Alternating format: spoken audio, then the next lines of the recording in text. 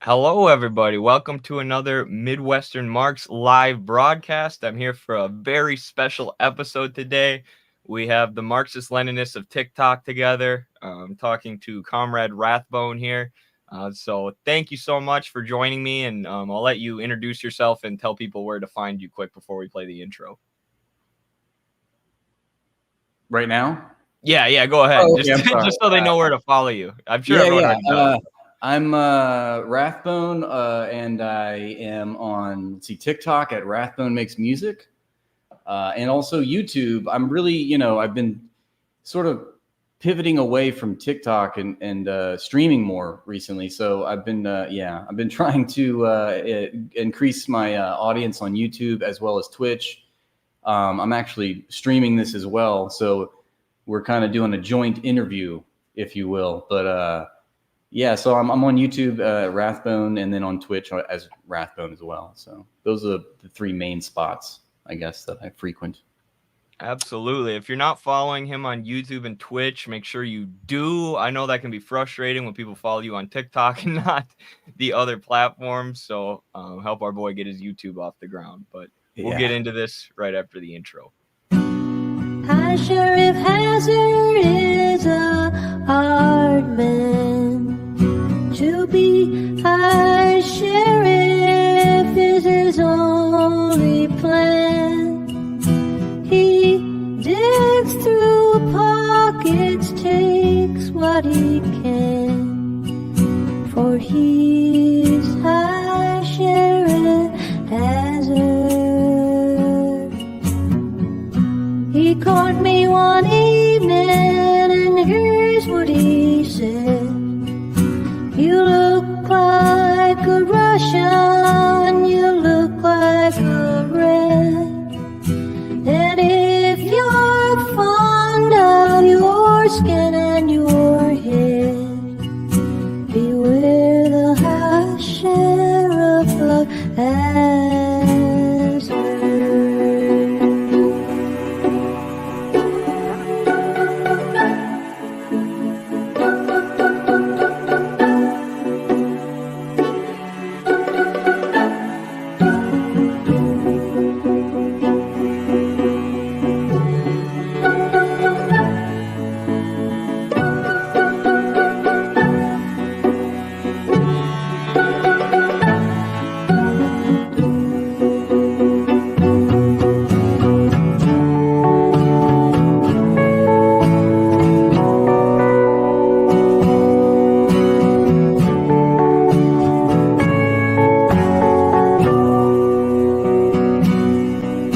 The answer is simple, the answer is clear.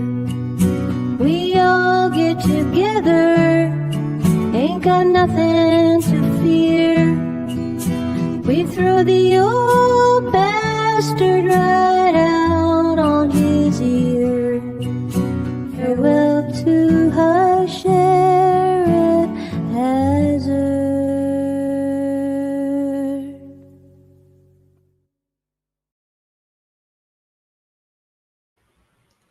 All right. What'd you think of that intro? I know you're a musician yourself. That was sick, man. I was like loving all of that. I was like, all my heroes right there. That was cool. Right? Very nice. Great. Thank you. That was a Jesus Motorcycle. You guys can follow Jesus Motorcycle on TikTok if you want to see more of his work. He put that together for us, kind of based off the True Detective intro. But Yeah. Who was the singer, the artist? I don't know. It was Tom Paxton is the guy who wrote that song originally, and it honestly might have been like an AI translation of it. But It's very 60s, like folk vibes. right. Yeah, Paxton was a folk singer. He's really, really great. He's got a good song about the Vietnam War as well. Okay. Underrated artist, yeah. Do you still make music? Are you still involved in that? Not really as much anymore, I've ever since I pivoted to like making a TikTok account. Before that I was making music, political music, but I actually incidentally got banned on TikTok for my music videos of all things. Wow. So then I was like, I never really liked TikTok, to be honest with you. I never really thought much of it. But I don't know. I got to a point where I just wanted to speak about these things, and I had never felt like it before. I always wanted to do something creative with the knowledge, that I was acquiring. But at the time, I just felt like I don't know, call it burnout of making all these songs, and I just wanted to do something different. So, to my surprise, just making these videos, it started to get engagement, and then I noticed that people were commenting, and then you could reply to their comment, and I just thought that was a really cool idea, and so I just wanted to make myself visible and share these ideas that I was learning, and it sort of just grew from there. But yeah, not so much music anymore. Interesting. Yeah, TikTok's I go back and forth on whether I like it or not. I don't use it too much anymore for like viewing content, but it is great because it allows things to blow up. When the app was still totally controlled by China, it was a lot better. But I must say, you are one of the most prolific TikTok posters I've ever seen. Like, you're constantly pumping out these good skits. You're constantly putting out, good information. It's very obvious that, you're reading theory and studying this stuff on a deeper level too. Plus you respond to people when they, take jabs at you. A lot of times I just don't even deal with that. I don't want to deal with these clowns like Prax Ben on TikTok, but you take these people down. How do you have the energy and motivation for all of it? I don't anymore. Early on, I was like, "Oh, this guy wants to talk shit to me. Okay, let's go. All right, and it was never. I sort of took it as a challenge because I think when your convictions are tested, that's when you should stick by them and speak in no uncertain terms. And so, but I think that you're being a bit modest because I've seen you go after other content creators, and rightfully so, and I've always appreciated you doing that as well. But I don't know. I just feel like sort of the name of the game is to get into these little spats with people. It's kind of fun too. You want to do it in an artful kind of way. You want to give the information. I always try to like make it educational and like give the information, but also maybe do a little fuck you too as well. Like, right. A little petty because it'd make it a little funny, a little entertaining for people as well. Absolutely. I had somebody tell me today that I needed to read more because I was making the arguments too personal. And I pulled up that quote where it was Marx talking about Bakunin. And he was like, he's become a giant lump of flesh and fat. Oh, see, so Bakunin was talking shit. Wait, was it Marx talking shit about Bakunin, or Bakunin was talking shit about Marx, and then Marx said that Bakunin's become this giant mass of flesh and fat. Like, they were doing ad hominems too. You see, it was good exactly. enough for them. No, I especially when people try to come at me with these purity tests, like I'm supposed to be okay with being gaslit, and then when that incites a pejorative response or a negative response, I'm somehow the bad guy. But I really don't even go after people really unless they come after me, first. I think it's better to just, like you, I've noticed, is just to stick to the ideas. I want to speak above all the noise. I want to communicate, facts and history and evidence, and I really appreciate that from your page. And that was, even before I got on TikTok, I've told you that I was a fan of you on Instagram. I was on Instagram, obviously a lot longer, but so yeah, when I like I said, when I caught your attention on TikTok, I was like, all right, I must be doing something right. Well, thank you. I really appreciate that. It's rare, like before TikTok was handed over to Oracle, which is like a CIA front company basically in Texas.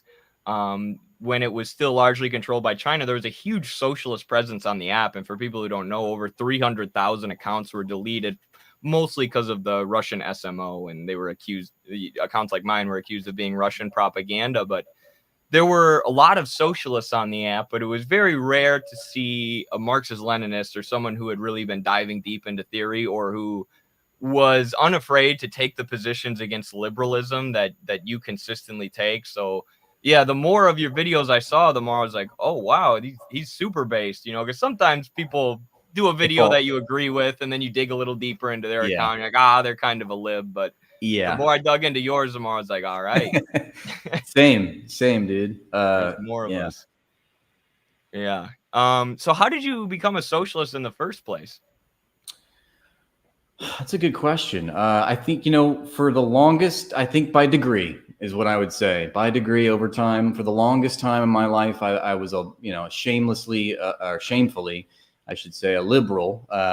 Although I didn't think of it in those terms, and you never do. You never see it until you're away from it. So I had to get some perspective, I think. But I for the longest time, I said, certainly there must be some sort of justification for the way things are, and it must be beyond me. So society must just be too complex, and I better not get involved, which is a very, it's like that whole, even being anti-political is a political stance.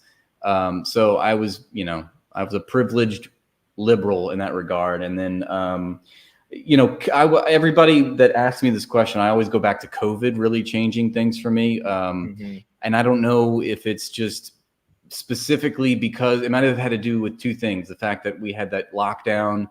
And so I'm pouring into YouTube videos and thinking about, politics. And I just started to become more interested in that for that reason, because there's nothing else to do, I guess, and then also just where I was, I guess, in my life at that point.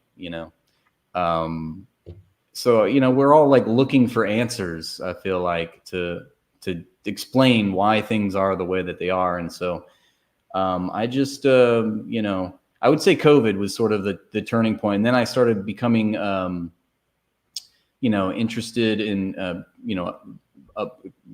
like Marx and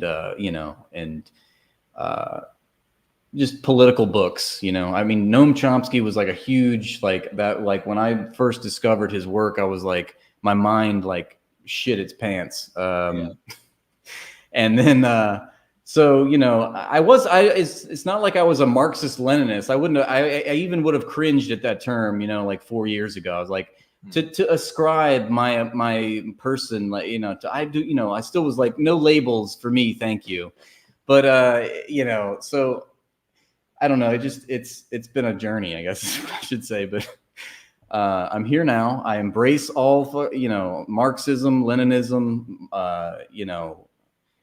I think it's all, you got to embrace an ideology, and even being anti-ideology is still embracing an ideology. It's inescapable. So no, communism is what we have. This is the best. This is what this is our, not to ramble or not to rant, but it's like, there's only one opposite to capitalism. It's not like there can be another way that, it's like socialism, communism. And once you understand that capitalism is the private ownership of public resources, et cetera, then there can only be one opposite to that can confront that, that can be the material opposition to that. And so that's why we embrace the opposition as communists, I guess. But I should also, can we flip it around? Because could I ask you, is like, what was your journey? Because you're a wrestler. You're not supposed to be into politics. You're a sports guy. Right.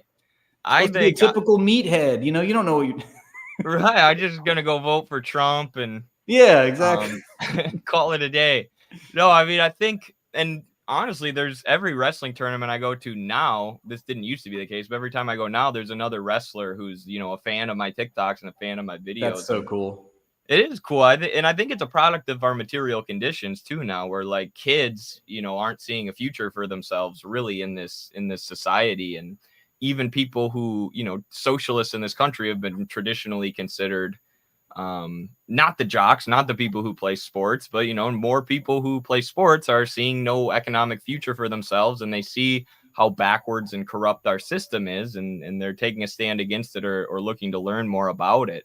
For me, it was really, my parents were Republicans. I was raised in the evangelical Christian church. They voted for George Bush 2 times because he was pro-life, which we look back at now and just like, how ironic is that they, and my parents have come a long way, but how ironic is it that they voted for the guy who started the Iraq War because they were pro-life? Exactly. Mass murdering millions death of people. To so many. Well, that's because there's a set of worthy victims and unworthy victims. Right. And unborn white babies are more important than born brown babies. Yes, we need to prioritize it's like that George Carlin joke. When you're in the womb, we'll protect you. When you're out of the womb, you're on your own. Absolutely. You're fucked. Yeah, George Carlin's based. He is.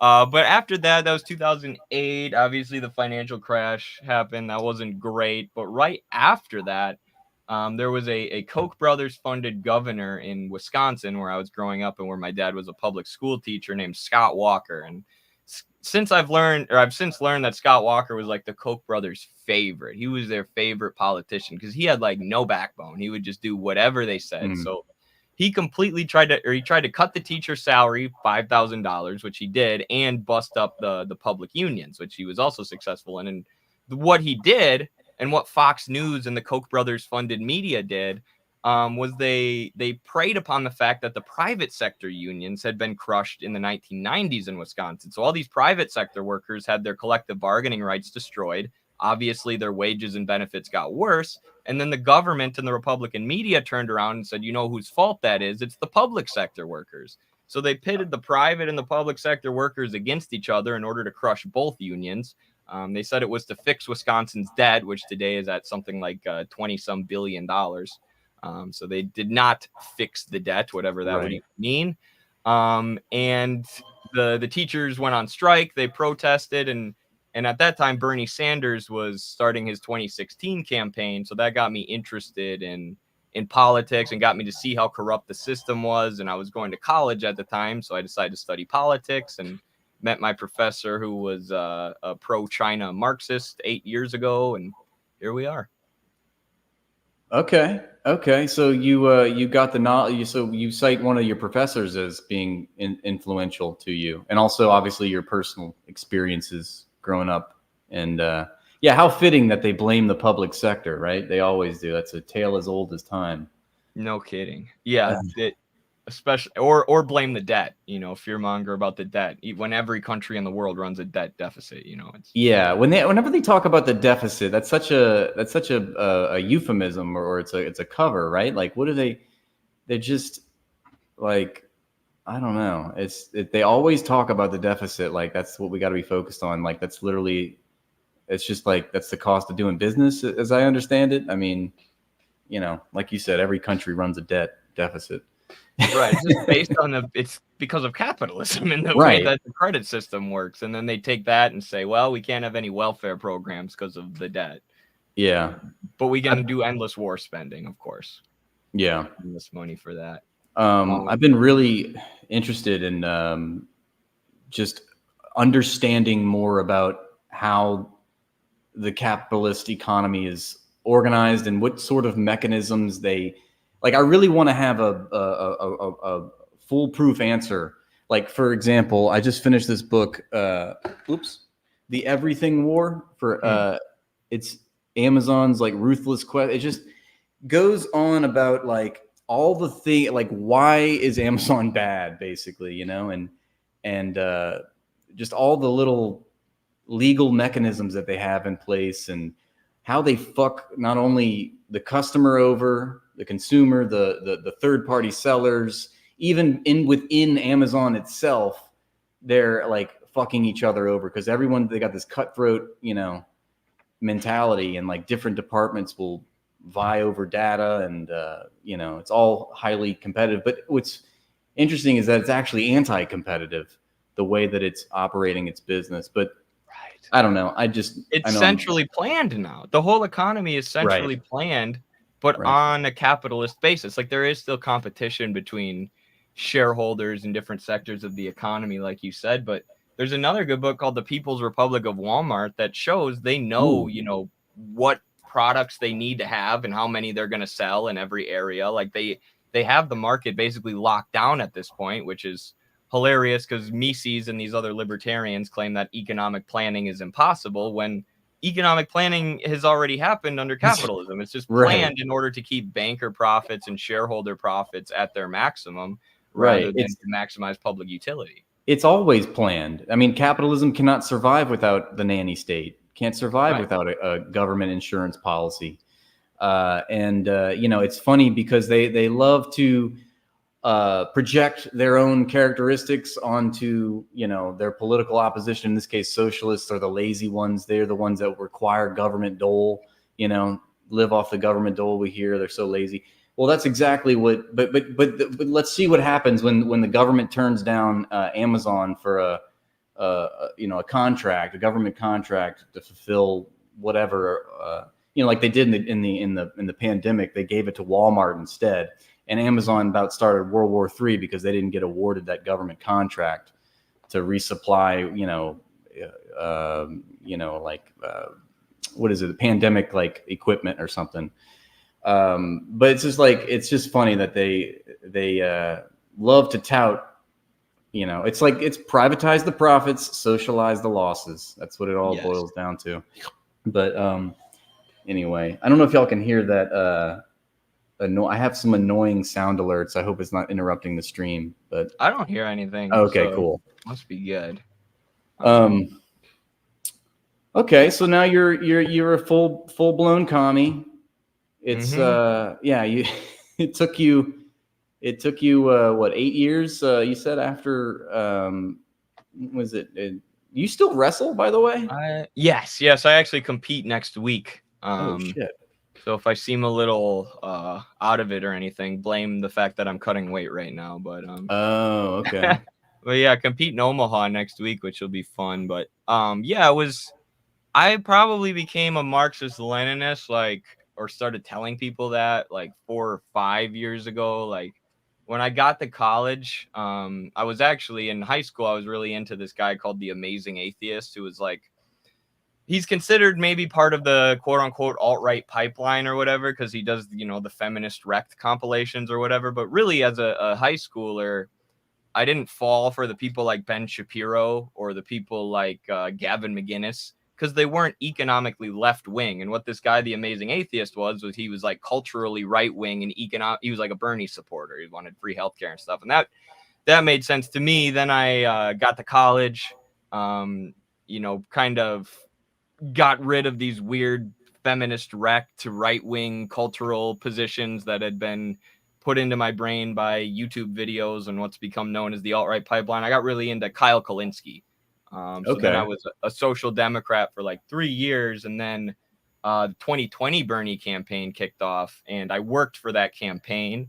And I met Carlos, who we launched Midwestern Marx during COVID after the campaign ended. And then my buddy who works on the railroad now, who was a Marxist-Leninist, I had the right mentors, I guess. They found me at the right time, and they allowed me to skip the anarchism phase, and kind of move on from social democracy right to Marxism, Leninism, or, real orthodox Marxism, not this pseudo Marxism that's often pushed out in the academy, which we can talk about too. But yeah. The whole, so I didn't realize you worked for the Bernie campaign. What exactly, in what capacity? I was just an intern. Okay. Carlos, no, not Carlos. Carlos was a volunteer. Me and my other buddy, who's a communist now as well, worked for the campaign, just mostly door knocking. And really what they wanted us doing was canvassing the colleges in the area, going to get people to vote. And I got my whole wrestling team to canvass for Bernie, which was cool, vote for Bernie.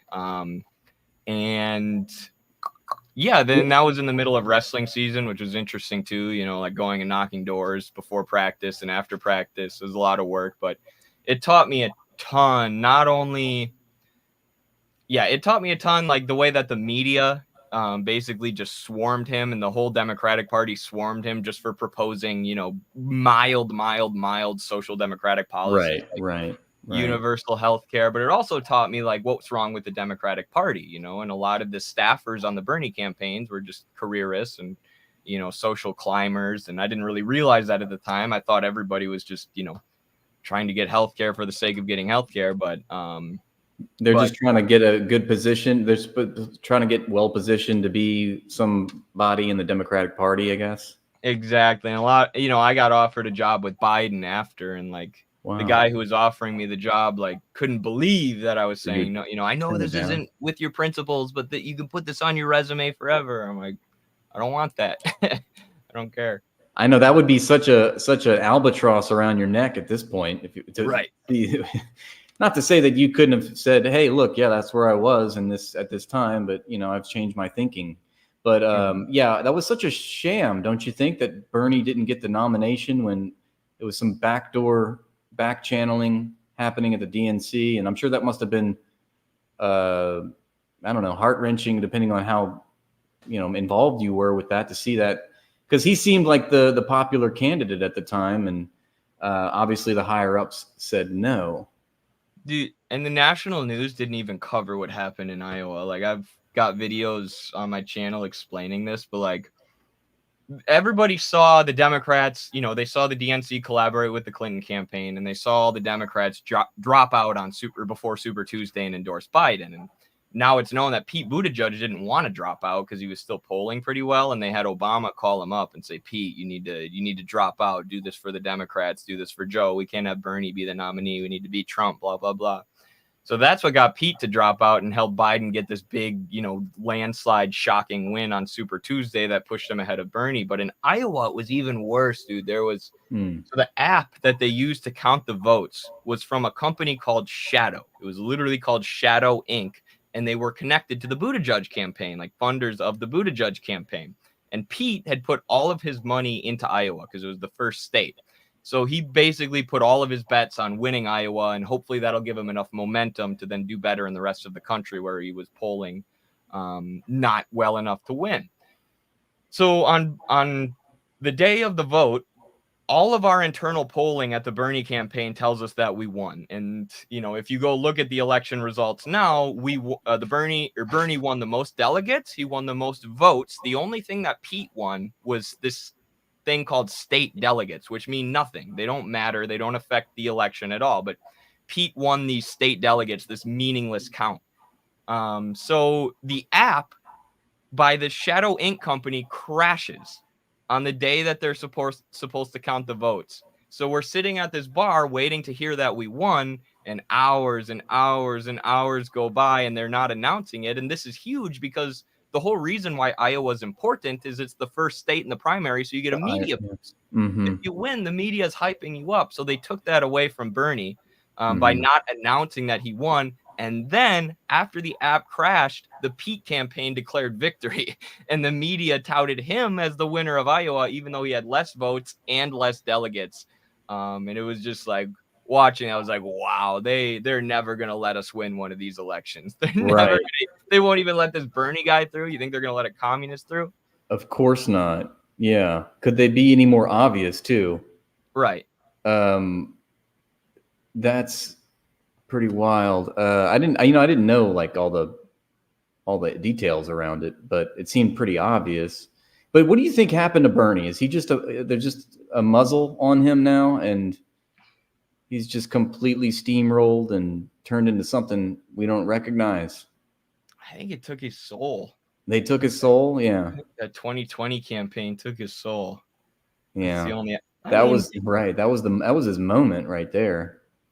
And people say he was always like this. He lived in Israel when he was younger. He has always been a Zionist, a labor Zionist or whatever, which is still supporting an ethno state. But yeah, I think he's become like a complete sheepdog. I just think he's broke. I don't think he has any fight left in him. By the way, I have to tell you that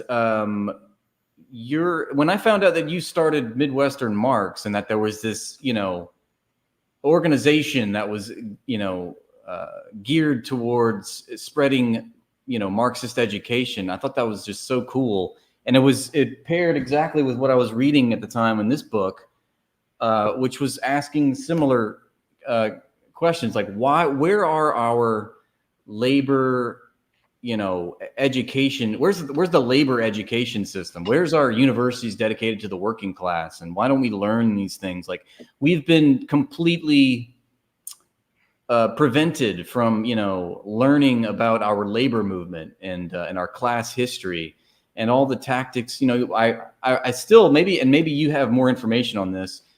I still want to learn a lot about the 1930s, because I hear that was a really lively time. That's when communists really were at the before, and they forced FDR to like make all these concessions, like the New Deal. I think, as I understand it, was like was basically communists and socialists organizing to force the president's hand.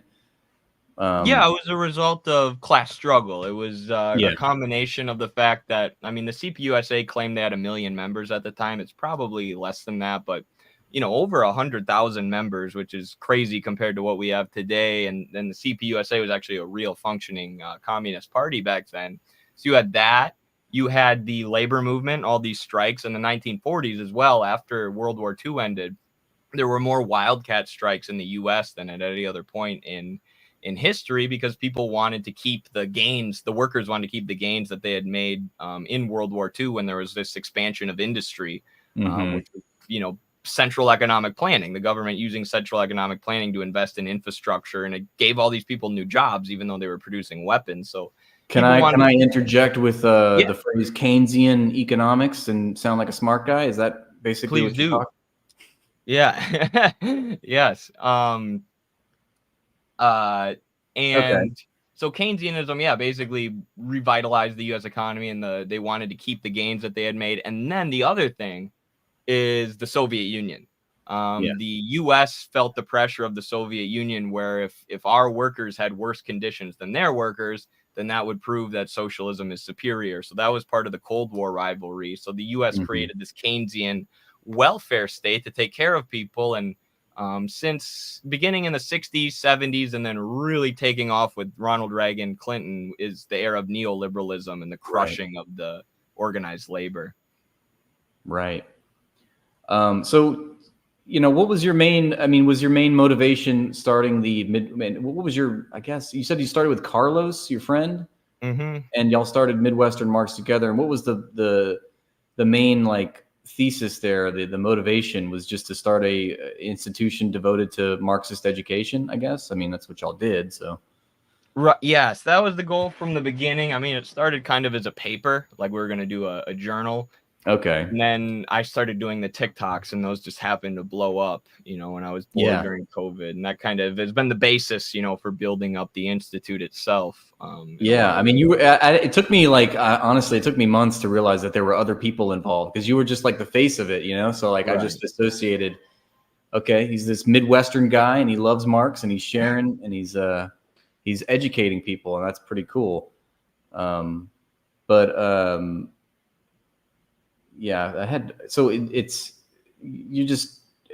have classes and everything, right? I mean, you have people that sign up and how many TikTok pages have you created? I feel like, by the time seven now, and you still rise. You got like hundreds of thousands of followers. You can't stop us. I would have millions right now if they never banned us. Man, that's so shitty. But, I feel like they just manufacture, it's like I get shadow banned. I feel like I'm perpetually shadow banned on TikTok now. It's not even, it's lost its whatever. Like, I don't even really feel like posting because I don't feel like anybody's going to see it anyway. So, bro, and the amount of like Philip DeFranco videos that are still up that are just blatant missing. Like, he's got a video that's still up claiming that Russia blew up Nord Stream. I was like, that's misinformation. That's a fucking lie. It's been proved to be a lie. Why is he allowed to say that and go viral? Right. And the idea that they're going to blame that on Ukraine now. I mean, as if Ukraine has the same capabilities. As I understand it, the United States is the only country that was even capable of pulling that off.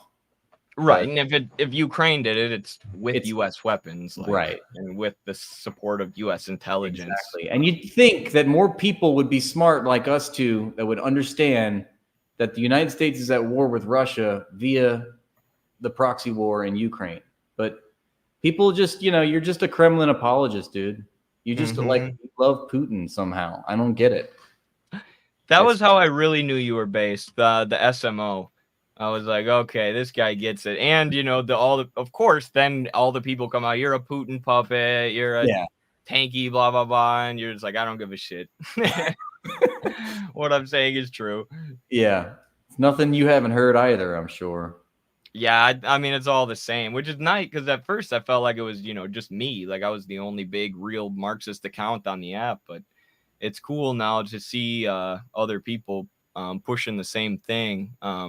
When did you become aware of Palestine specifically? I feel like that's a good question. I think through reading and listening to Noam Chomsky for since 2020 and then into 2021. I remember something had happened in 2020 where there was a rally, and I happened to be in LA, or there was like a protest about Palestine, and I went to that as well.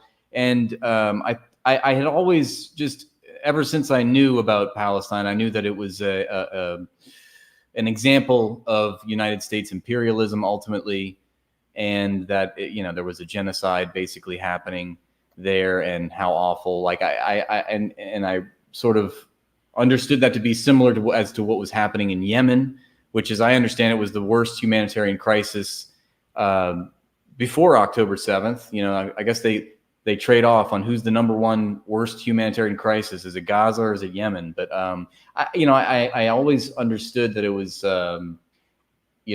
Israel was awful, but it took October 7th for me to really go into because I just understood when it happened, like, this is an important thing that's happening. I really want to pour into the details of it. And I had written up until that point, like, if you followed my page before October 7th, there were times when I mentioned Palestine and Yemen and, how awful Israel is. And I even wrote songs that mentioned it as well. But obviously, when October 7th happened, I was like, I really want to understand. And that's, I'd already had sort of a platform and some engagement. So I felt like I took it upon myself to really know the details. And I heard about Norman Finkelstein. I know he wrote a book called The Holocaust Industry, which I haven't read, but I hear is really good. You got to read it. Yeah. So good. Yeah, but I will. And also another one I want to read is How Europe Underdeveloped Africa. I heard that's a classic. I haven't read that one either. But yeah, so I just poured into Gaza by Norman Finkelstein. I was like, oh my God, like, I've learned more about this conflict in the past 3 pages than I have entirely from any corporate media, obviously. But that's not saying much. But Right. I like how we got our bookshelves in the back, Yeah, I'm trying to find my copy of Gaza right now. I don't know why I can't find it as you're talking, but that's a fantastic book. I had a I had always, oh, there it is. Finkelstein's Gaza, that There one. Yeah, that's exactly it. Now I got to go show mine to show I'm for real too. Right. I don't know where it is. Hard copy. But yeah, that's it. Yeah. I thought his book was magnificent, so heavily resourced, and just, I love when you have your sources, I love primary source evidence. It's indisputable, and I like to throw that in my videos. So I really needed to know the details. Where did it come from? Who's saying this? So I could also just shoplift it all and use it as my own talking points as well, which I still do. And I think, who has explained the situation in the past 2 decades better than Norman Finkelstein about what's happening right now? And so I just started making pro-Palestine content, and then I started to get more people to the page, and it would just seem so plain. It seems so obvious what was going on. How could you not, right, show what's going on? And like, is anybody lost on this? Like, this is not complex at all, So it just, I wanted to put it all into the, do it in the style of the sketches that I was doing. And it worked. I think, people have, told me that it helped them understand. And but so you've been working with Midwestern Marx for a number of years, and then tell me about the ACP. I got my ACP there it is. shirt on. Someone was asked. Thank you for the super chats, everyone. By the way, I know Spooky Scary Marxist is on TikTok. He's been looking forward. Yeah, I know Spooky. Yeah, thank you so much. Spooky. Got Boris Bandit here. Great to see content creators come together and build bridges and foster unity. Absolutely, that's what we're here for. Boris Bandit, thank you. And then Slava would love to know what your guest thinks of ACP. Slava's a member of the ACP Politburo. Yeah, okay. I was a member of the Communist Party USA, CPUSA, for a paper member, I should say, for a number of years. I don't want to act like I was active and working within the party, because I was not, because anytime I would show up to a party meeting, it would just be an hour-long lecture about why we need to support Democrats and work on Democratic campaigns and why the Democratic Party is best. And I knew it was aimed at me because I'm pushing out anti-Democratic Party TikToks. And but basically, the conflict within CPUSA surrounding the Democrats came to a head at the 2024 convention, because there was a vote on whether or not to support the Democrats. And what the leadership did was they did. I mean, we've covered this extensively on the YouTube if people want to look into it. But basically, the leadership they did a voice vote rather than an actually counted vote. And then they claimed that it was a tie. And in the case of a tie, the decision goes to the leadership, and the leadership are all pro-Democratic Party. So the party continues to be an appendage of the Democrats. And that was a sign for a lot of people in the rank and file that there's no way to reform this. Like, the leadership has got it locked up at the top. They're pro-Democrats. Who knows if they're feds or not? But they serve the same purpose. They've captured the CPUSA and made it an appendage of the Democrats. So at this point, we had a big collective of people behind the scenes who were looking to change this, who were desperate to make the CPUSA into a real communist party, so we could push all of these followers we have on TikTok and YouTube and stuff into a real organ that could really get them organizing workplaces and communities. But that didn't exist so far as we saw it in the US. So with that CPUSA convention and things coming to a head, we decided to do what people have been asking us to do for years, and finally launch a party, which we see as the true inheritor of the communist legacy in the United States. Like, the legacy of CPUSA is the legacy of the American communists. They used to be a serious, real party until the last 2 decades, especially in the Sam Webb era, who's now, he left, he's not a communist anymore. He's the leader of the Communist Party, and now he's a member of the Democratic Party and denounces communism. That was the guy leading it for a decade. So they completely destroyed the CPUSA, but we needed a real serious capital C communist party based on Marxist-Leninist ideology. And, there are some, you're always going to have smears and attacks when you launch a party. There are a lot of genuine concerns that people had, which I'm always happy to address and debunk. I know people always seem to be hyper concerned with MAGA communism, which that's nothing to do with our party. It's not in our party platform. Our party is just Marxist-Leninist. MAGA communism was just a strategy created for reaching MAGA people with communism from like 2 years ago. But ACP is a Marxist-Leninist party, not a MAGA communist party. People always ask that, so I feel like I got to say it. No, I had no idea that the CPUSA basically endorsed the Democratic Party. That just seems so counter principle, like unprincipled, I guess I should say. Insane. And they send people to work for Democratic campaigns. So you have all these people who want to fight for communism, and they're getting put in. CPUSA is a house of mirrors that just runs them in a circle and tells them that the revolution's coming if they keep working for Democrats. Were people saying that the same rhetoric towards the CPUSA as they did with ACP, that it's MAGA communism? Is CP, were they giving that to CPUSA?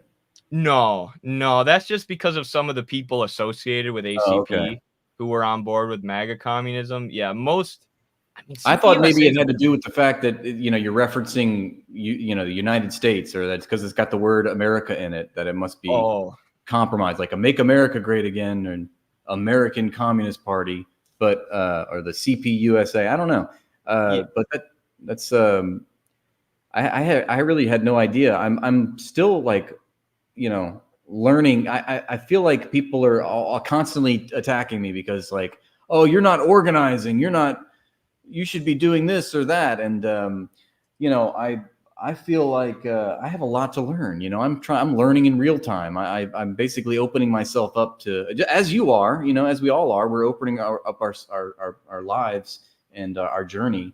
And I am, by and large, just a music teacher and an educator, and I just decided to make political satire sketches. That's all. And I think of myself as more of an agitator and an educator, and not so much as an organizer. But that's not to say that that's not what I want to ultimately do. I would, love to.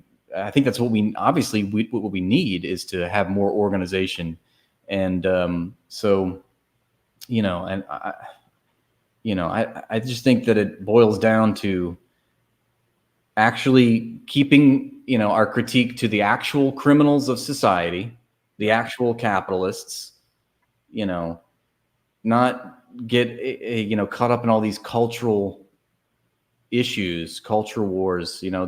It's like there is a lot of, obviously we know about leftist infighting. It seems very prevalent, and it really puts me off. Like it really is kind of gross when you have the left eating itself. And I just say kudos to you for putting yourself out there and like wanting to. You're always just saying like, look, I'll take on all comers. Like I just want to get the ideas out there, and I think I see that, and I think a lot of people can sift through all the bullshit that comes with having a platform. Yeah, thank you. I mean, I believe in the ideas, so that makes it easy, and people have said once you read Capital, it's kind of like a shield against bourgeois economics. Like after you finish, that's another thing. You are exhaustive in your research on Marx, which I really love, and I can tell you're so well read, way more than I am. And the fact that you somebody asked like, have I read Capital? I've read like maybe the first 50 pages of the first volume, and not to say that I haven't. I don't know. I haven't read it. Okay, but I know that you have been documenting you're going through it, right? I mean, did you finish all 3 volumes? Because that is quite an undertaking. I'm on page 700, some of volume 3. I've done volume 1 twice, volume 2 once, and now doing volume 3 for the first time. Do you find is it hard to retain all that? I mean, like, how is your brain not this size? I mean, that's what my ears are. It's actually just my brain. It goes to your ears. No, it's I mean, it's a lot. It's not like memorization though. Like you were saying, you're trying, and this is kind of what everybody's trying to understand within our system, is you're trying to figure out how the base of society works, how our mode of production, our economic system operates, and how it functions and why it functions the way it does, and why companies like Amazon act the way they do. And through showing the historical development of capitalism and through tracing the motion of capitalism, Marx really shows the tendencies and the motion of the system. And even though it was written in the 1800s, if you read volume 3, everything he's saying is relevant because it's an analysis of currency and the credit system. So big finance, which is what completely dominates our system today, even more so than industrial capital. So he made all these insane predictions by analyzing the field of economics with the dialectical materialist worldview. Like Marx really, once he meets Engels tells him he needs to study economics, political economy. And then before that, he had already sort of developed dialectical and historical materialism. And then he just starts applying it to different fields, including anthropology, which is what Engels' Origins of the Family, Private Property, and the State is, another great book. But it really helps you understand the structure of the system and where the system came from. Like we didn't just invent capitalism or make it up. I mean, it'd be almost impossible to invent a system as stupid and backwards as the one we have now. It's something that developed over time through transitions out of different modes of production like slavery and feudalism. I know you mentioned a purity at one point. This is a little bit of a sidetrack, but go ahead. If you haven't read this yet, this is Carlos's book, The Purity Fetish and the Crisis of Western Marxism. It is a book that is specifically intended to diagnose the problems with the American left, which are the reasons that we started Midwestern Marx. Because like you said, we wanted to unify people around anti-genocide, anti-imperialism, and pro-working class struggle, and kind of leave the cultural stuff aside and understand that we can have disagreements with people and still fight for the working class or still fight against imperialism. So Carlos systematized our ideas about that, our critiques of the Western left. And this book it's our bestseller by a lot. People tend to like it when they read it. I didn't even know you sold books. That's great. I will order a copy, most definitely. and give it a gander. Thank But you. It's very short. that's so cool. Yeah, because one thing that's beautiful about Marxism is that we speak to the material conditions of people, and that's the unifier. And I think about Chris Smalls starting an Amazon labor union. He didn't care if you were a Trump MAGA. He didn't care if you didn't speak to those things. You speak to what the material conditions of their working lives were. And that's how he galvanized and was able to create the first labor union for Amazon, give him a middle finger. I mean, that's pretty awesome. It's like David taking on Goliath. And, there's a strategy there. And I think, we need more of that, speaking to class-based issues, not cultural issues. And I think also something that I've learned, and I think Lenin proved this, as I understand it, that real power comes from the economy, from the material power that you have over the economy, and not necessarily like in the book. In this book, John Womack talks about how the first Communist International, which was headed by Marx, was very much, they still were thinking that you could elect socialist leaders and you could achieve socialism through reform. And Lenin in the second Communist International basically turned that on its head, if I understand that correctly, that real power comes from, like a vanguard party that's enacting control over the economy. And it's really, it takes revolution. In other words, you're not going to be able to reform your way out of capitalism. And, and then I started reading like Stalin and Mao. Yeah. State and I have exactly that copy. Right. Nice. Great book. I've read that a couple of times. Sometimes I read on stream if you guys are interested, by the way. That's, of course, I usually just people go to sleep, but I enjoy it. But yeah, Chris Smalls is a giga Chad for sure. He is. But I think it was a beautiful sentiment to, and it's something I read from Stalin and Mao that, what drives the material life of society? Well, it's the productive forces. Yes. It's the economic mode of production. And not only that, your relation to the mode of production, which determines all of your political and social ideas about society. It all boils down to the economy. And so I think that's where real change comes. It's by choking the capitalist's ability to derive a profit.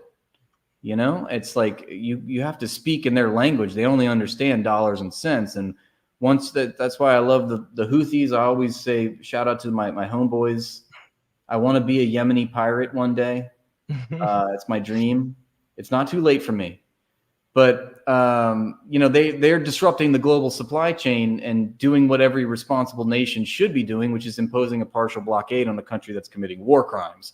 Mm-hmm. So I don't know. I feel like domestically, if we could have more Houthi mentality in the United States, as a working class, disrupting the supply chain, more labor strikes and activities, and empowering the working class in any way that you can do that. I don't know that. I mean, yeah, that's the thing that so many non-Western anti-imperialist groups, at least the successful ones, understand, is that you need unity. And here in the left, or here in the West, we have so many people who will cancel you if you say one wrong thing, about cultural issues or whatever. And it's like, if we were in Yemen, we wouldn't have that option. We would have to join together and fight or die. Same with Palestine. And, that's just what, it's like babies are being beheaded. We have more important things to fight about than, bathrooms, which, dominated like politics and the global news for like months. Who can go in what bathrooms? Like, what the hell are we talking about? Little kids are being beheaded by the thousand. But I have to be a theory nerd for 1 second here. Please.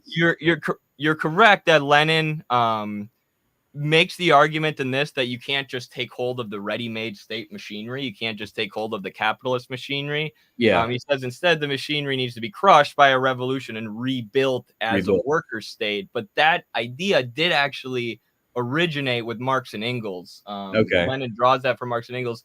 They developed that idea after after the failure of the Paris Commune. So yes. that happens, and then You're they go, right. "Oh, the state's just going to crush us unless we seize it." Yeah. That was a point that I've read before about how Marx was actually like a thinking human being. Like he actually studied history and current events and was able to tinker with his theories and change according to whatever historical events made themselves, happened, I guess is what I should say. But no, for sure. I think that, but wasn't like, Lenin, was like Marx was correct in his time. Lenin was correct for his social conditions. Mao was correct for his specific social conditions. Like that was something that I've learned that like Mao even talks about this. Not to say that I'm a Maoist, because apparently Maoists are like weird people, but yeah, it's weird. Mao would not like the modern. Yeah, Mao. right. I feel like that too. It's like he's like written like opposed book worship, and then like all the Maoists are like book worshiping. Right. But anyway, but yeah, he was like, for Marx, that was the social conditions of his time. He interpreted them correctly. For Lenin, this is what he got right, because they had by that point, ascended to imperialism, the highest stage of capitalism. And in order to change society, you have to contend with it. You have to actually be there. You have to like deal with. You have to be physically there. And so I hold off. I don't judge third world, political parties or resistance movements who are fighting against imperialism, because like, who am I? I'm like, I'm not living in those social conditions. So how can I say that whatever strategies they adopt are right or wrong necessarily? I mean, we can Monday morning quarterback it, I guess, but Right. And that's what all these things should be looked at as experiments. And you're a normal socialist who supports existing socialist countries and sees them as experiments. No, they weren't perfect, but they provided a lot of things that capitalism didn't. They outpaced capitalism in terms of industrial development, and they did so without slavery and all these horrible things that capitalism required. Like, there's all these amazing things that socialism accomplished, despite real failures that did exist within each specific socialist system. But like, if you look at how like you said, Marx and Engels were constantly looking at what happened around them and then tinkering with their theory. Okay, this is the Paris Commune. Let's study. Like, Marx spent so much time studying the Paris Commune because it was this, workers' uprising, and he wanted to know why it failed, how it failed, and how it could have been successful. And Lenin actually threw like a party, a big celebration when the Russian Revolution turned as old as the Paris Commune. When the Russian Revolution lasted longer than the Paris Commune, it's like, holy shit, we learned from the past. But then you have all these socialists, so-called socialists in the West, who are like, the Soviet Union, not real socialism. China, not real socialism. All this stuff is fake socialism. Don't learn anything from it. But I'm a Marxist, though. It's like, do you know how deeply Marx would be looking into these existing socialist countries? Right, that's a good point. They did well and what they didn't. Absolutely. Like, and to think that we draw our experience from. And that's a point that Parenti brings up, is you think about what an achievement it was for the Soviet Union to go from a backward peasant society that was under Tsarist rule, that hadn't industrialized, literally part of the third world, and they became a global superpower in 70 plus years. That's quite an achievement. And once I heard that, I was like, oh, because unlike you, Edward, I went through an anarchist phase. I was like, ooh, Stalin. Lenin, I should read Lenin, really? Gross. But I got over that, thankfully. I'm a better man today. But it's actually like it's a great what a great source of knowledge to read from people that actually went and did it. They didn't just theorize; they contended with it, and that's why we should take heed of what they said. Right. If you're a socialist who doesn't want to learn from what socialists have done in practice, that's what Lenin says theory is. He says theory is the collective experience of the international working class taken in general. So we take the experience of every country, we condense it into, written theory so that we can learn from each other. And if we're not learning from the countries who have actually had successful revolutions, as we sit here in the heart of the empire that's destroying all of these revolutions. Like, how stupid and chauvinistic and backwards can you get, really? Which, I mean, that's what everyone falls for, though, because that's what they tell you. And what's interesting is, like, you talk about how much you learned from Stalin and Mao. Like, they're probably the best people to read for beginners if you're just getting into this stuff. But beginners don't want to read Stalin and Mao because, ooh, scary, Stalin, Mao. So it's kind of hard. I really like their writing style because it's so simple and it's so direct. And Lenin too, I think, had it as well. You know, like they're all very much. I really like the no uncertainty. Like, this is what it is, and there's so much shit I want to ask you. You know, I feel like like Mao's On Contradiction was like really amazing to read. I reread that from time to time. And what do you think about? I mean, what do you think about history and like where we're at now? What do you see for the future? I mean, do you see obviously more of the social conditions deteriorating? Like, is it going to get worse before it gets better? Does it have to get worse before it gets better? Like, I don't know. It's sort of a broad question, but I don't think it has to, but realistically, it probably will. The collapses of empires usually aren't super pretty, and I think a lot of what we're going through now is what Lenin talks about in his chapter on the decay of imperialism, where he says, basically, you remain a financialized imperialist country long enough, then your industry and things are going to start to decay in the home country, or your industry is going to be outsourced and stuff. And exactly what we're seeing in the US, you know, a lot of our profit is made through interest payments and through trapping people in debt and just the accumulation of money capital, pure paper. Whereas in China, they understand the difference between money accumulation and real accumulation, the accumulation of industry and you know, real productive forces, which we're seeing, you know, a lot of wiping out of our productive forces while they're advancing faster than any country in history, and really shows the difference between hyper financialized capitalism and socialism. So, you know, it's only a matter of time before Americans realize that they have a superior economic system, but they've been so inundated with McCarthyism. You know, is it going to take our entire system completely collapsing and people starving before Americans finally realize we need to do something different? I don't know. I see a collapse of the U.S. central government being likely. There's already a crisis of legitimacy where, you know, 17% of people think Congress is doing a good job. Like, there's no consent among the masses. The masses aren't communist yet, but they hate the government. So that's got to go somewhere. And we could, you know, have a socialist uprising and fix this country and make it a socialist country. And that would be great. Or we could not, and the whole thing will collapse. And then there will be fighting between different groups, including probably like right-wing extremist militia groups and shit. And that'll be that. And hopefully the communists win out in that situation. Do you think it's got to happen?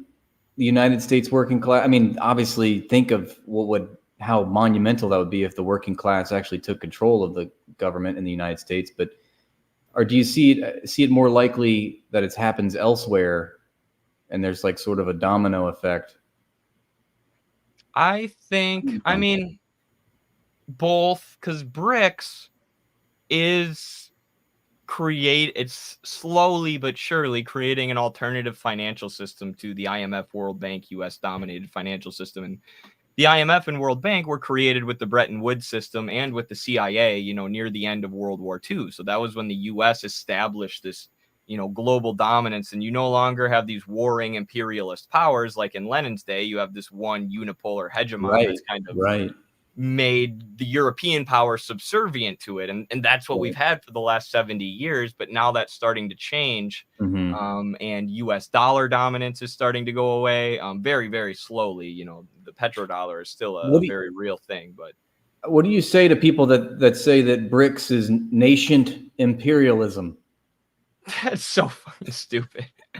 That's so stupid. The BRICS loans, I mean, not only is China canceling all this debt for African countries, but the BRICS loans, for one, they're only aimed at equity. They're only allowed to be equity. So they're only allowed to develop infrastructure, meaning productive infrastructure that will then produce more wealth for the country where it's being built, rather than just trapping them in debt and extracting and their resources. forcing them to buy into the war economy. Like they're a lot of what the United States does is force the debtor country to have like a military contract with them, where they have to buy all these military weapons and stuff, and it serves the United States military industrial complex. Ultimately, it's a really good book on that. It makes me want to read. I haven't read the whole thing, but called Michael Hudson, Super Imperialism. Oh yeah, that's a great book. Yeah. But yeah, he talks a lot about how the creation of the IMF, the World Bank, the Bretton Woods system, and the dollar hegemony, obviously. But yeah, so do you like Richard Wolff? Yeah, I think he's good. I mean, I'm not big on like the co-ops thing. Okay, yeah. But like he pushes co-ops a little too much, huh? Yeah, and I mean, it's just co-ops could be cool, and they could be a building block of socialism, but yeah, he emphasizes them a little too much. Whereas it's like some of these industries we just need to nationalize. I'm sorry, they just need to be taken into the hands of the state. They don't really need to be co-ops. But like, and he also did that video a while back where he was explaining how you would get a PS5 under socialism, and it was really like utopian and goofy, where he was like, well, a council of workers would vote on whether or not you deserve a PS5. It's like, what, bro? Like, don't tell people that's what socialism is. They're not going to like that. Oh, I need to get a vote? I need to put it to a vote? Right. You don't get your PS5, sir. But, he's a great intro. I'm sure a lot of people have found our work through being introduced through Richard Wolff. He was one of my introductions to Marxism when I was still in the Kyle Kulinski social democratic world. So I think he serves a good purpose. Yeah. What about you? He's very pro-China, and he talks a lot about how China is overcoming, like BRICS, for example. He says that its GDP is already larger than the G7 in the United States, or and China is growing economically faster than any other country. Absolutely. But interesting. It's interesting that Prax Ben was in our comments trying to. Was he? He was trying to accuse you of something when. Trash bin? Trash Ben. Even though I have evidence on my phone right now of Trash Ben hitting up a 17-year-old when he was a 19-year-old adult. So he should shut the hell up and go away. Just saying. Sorry, I hope that doesn't get your TikTok stream taken down. I'm not too worried about Trash bin. No. Trash bin. I just got visited by my son. What's his name? This is in my anarchist phase, so forgive me, but he's Noam Chomsky. That's a pretty cool name still. You can name your next one Parenti. Yeah, right. The next one's Parenti, or I was thinking Chairman Meow is the name of my next cat. That's pretty good. I like That'd be that. pretty funny. But that's that's played out probably too. True. Right. Might have to get a little more creative. Yeah, you got anything else you wanted to ask, or any other topics you wanted to bring up? I could talk to you for hours, I feel like. But I feel like this was a good. How long have we been? I feel like we've done about an hour, huh? Hour 10, yeah, we're approaching an hour. Good. What were you planning? You got? Were you doing a full stream, or is? Yeah, I was just gonna talk to you. We can stay on and continue to talk if you want. I just know I told you an hour. I don't know if you got a hard cutoff. Yeah, I'm cool with continuing if you are. Yeah, I'm just gonna go grab a glass of water quick if you don't mind. What's that? I'm gonna go grab a glass of water quick if you don't mind. Yeah, sure. All right. I'll talk to your chat. Please do. Yeah. What's up? What's going on? What y'all up to? Chomsky is diet Parenti made palpable to the mainstream. I mean, probably. You named your cat after Thomas Hobbes. Interesting.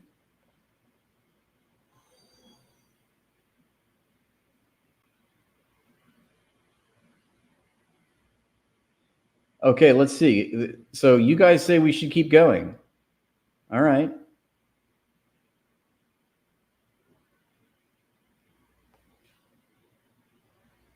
What else should we talk about? Fuck communism, though. Okay. You sound really aggressive. Maybe have a glass of water, chill out. You know, I don't know why people are so bent out of shape for a political economy they're not currently living in and do not understand. But go off, I guess. What's up, Daniel? Thank you, Joseph.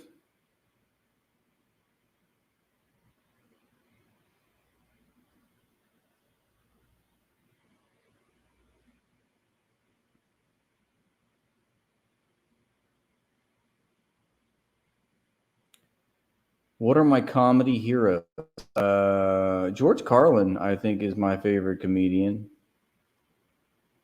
Hey, there he is. I've returned. Thank you for keeping them busy. Okay, cool. Cheers. Cheers. Let me answer these super chats. Let's see. Oh, I could show you, like, I mean, unless you guys want to, whatever you guys want to talk about, I'm down, you know. I'm currently reading about the microchip industry. I know this guy is probably a neocon, but I want to figure out more about, like, because there's a whole trade war happening, obviously, with China, and you know, microchips are apparently a big deal. Okay, is what I've learned, and you know, the whole world runs on microchips, and we have like a complete stranglehold on that economy. So that's just what I've been learning. We could talk about that if you want. We could talk more about the ACP if you'd like, and some people are asking about market socialism. Oh yeah, I saw that. I starred one of those comments. We could talk about that. I just want to add, if you are ever down to join ACP or even be, you know, associated with us at all in an unofficial capacity, like, let me know anything you want to do. Like, you were talking about how you're not a huge organizer, but I mean, in the world we live in today, social media is organizing, you know. That's like, what I say too. I mean, you know, my organization is like, well, I get people together and we talk about, like, we're sort of like little lightning rods for discussion, like sharing ideas and stuff. So I feel like just having a stream where you have people, we're organized right now, technically, in a stream around, you know, communist ideas and sharing, you know, all this great knowledge. But, you know, yeah, I guess I would love to learn more about how to, you know, institute more choke points in the economy. Like that, I keep going back to this book, but it was just talking about like how we need to have, you know, exact power over the economy. And, you know, obviously you do that through labor unions. I mean, it's not like I feel like these questions have already been answered, you know, throughout history. It's just like, we gotta, like I said before, like we've been sidelined from it. We don't even know what we don't know. And right. You know, so yeah, there's like this theory on the Western left now. I hear it all the time, and on some level there's a kernel of truth in it, but also it's also wrong. People say that we need to organize the most oppressed sections of the working class. And, you know, oppression, how do you really quantify oppression? And I get what they're saying, because, you know, there was this sort of dogmatic, mechanistic Marxist idea back in the day that socialism would arise first in the developed capitalist countries in Europe. And that ended up not being the case, because it was the countries who were under the boot of imperialism where the people actually, you know, had the motive to rise up and overthrow their government. And that's, you know, kind of been true ever since. It's been the colonized world who's been leading the struggle for socialism. But within the United States, like, yeah, we want to target people who are, you know, downtrodden, beaten down by the system, of course. And, you know, minority groups are obviously targeted by our racist police and prison system. And those are things that communists have led the struggle against, and that are part of the communist class struggle. But like, identifying the most oppressed sections of the working class isn't necessarily the most strategic way to organize workplaces. Absolutely. We want the most vital sections, the microchips, the real industry. Like, you know, I'm all like Starbucks unions, go for it. Some of the first people to unionize Starbucks were Midwestern Marx viewers. Makes me so proud. That's amazing. Awesome. Yeah, keep up the good work organizing Starbucks. That being said, if there's a Starbucks strike, people just aren't going to get their coffee. If there's a rail strike, and this is why Biden had to bust up the rail strike before it happened, the whole freaking economy shuts down. And that's something we need to understand. That's exactly right. On pernt. I mean, if you guys better wake up and listen to Eddie right now, who is half lion and half tiger. Bred for their skills and magic. But it's like music to my ears, because like usually I'm the one saying this, screaming this into my phone, but now it's nice to hear somebody else say it back to me. But yeah, I completely agree that organizing the most oppressed is not necessarily the most vital, even though sometimes it could work out to be that they're the easiest ones to organize, and that can be useful, but they might not be able to, like you say, shut down the entire economy. And I'm ranting. John Womack makes that same point, and talking about how it's there. Where could it be that you could institute a strike of a relatively small amount of workers, but would it have cascading catastrophic consequences for the system, for the supply chain? He actually studied the Mexican Revolution, and he was very much historically minded about it. Just wanted to understand what the facts were at first, but then he read this other book about labor power, I guess, and labor tactics and stuff. And then he started to Monday morning quarterback. The Mexican Revolution was ultimately a failure, but why did it fail, and how could it have been successful? And he kind of made an entire argument that if they were able to strike, there was at the time, he looked at the economy, and he found that the major export for Mexico was silver.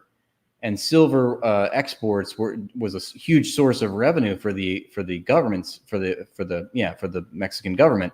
And at the time, there was only one main railroad that was able to get the silver out of Mexico City, let's say, and to the United States and elsewhere throughout the world.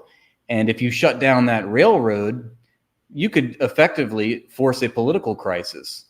And it's okay, well, of that railroad industry, of that one railroad, okay, that's a choke point.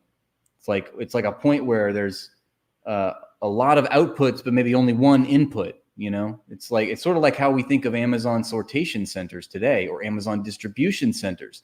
There's a lot of inputs to a distribution center, but only one output. So if you stop that one distribution center, you can have a big effect.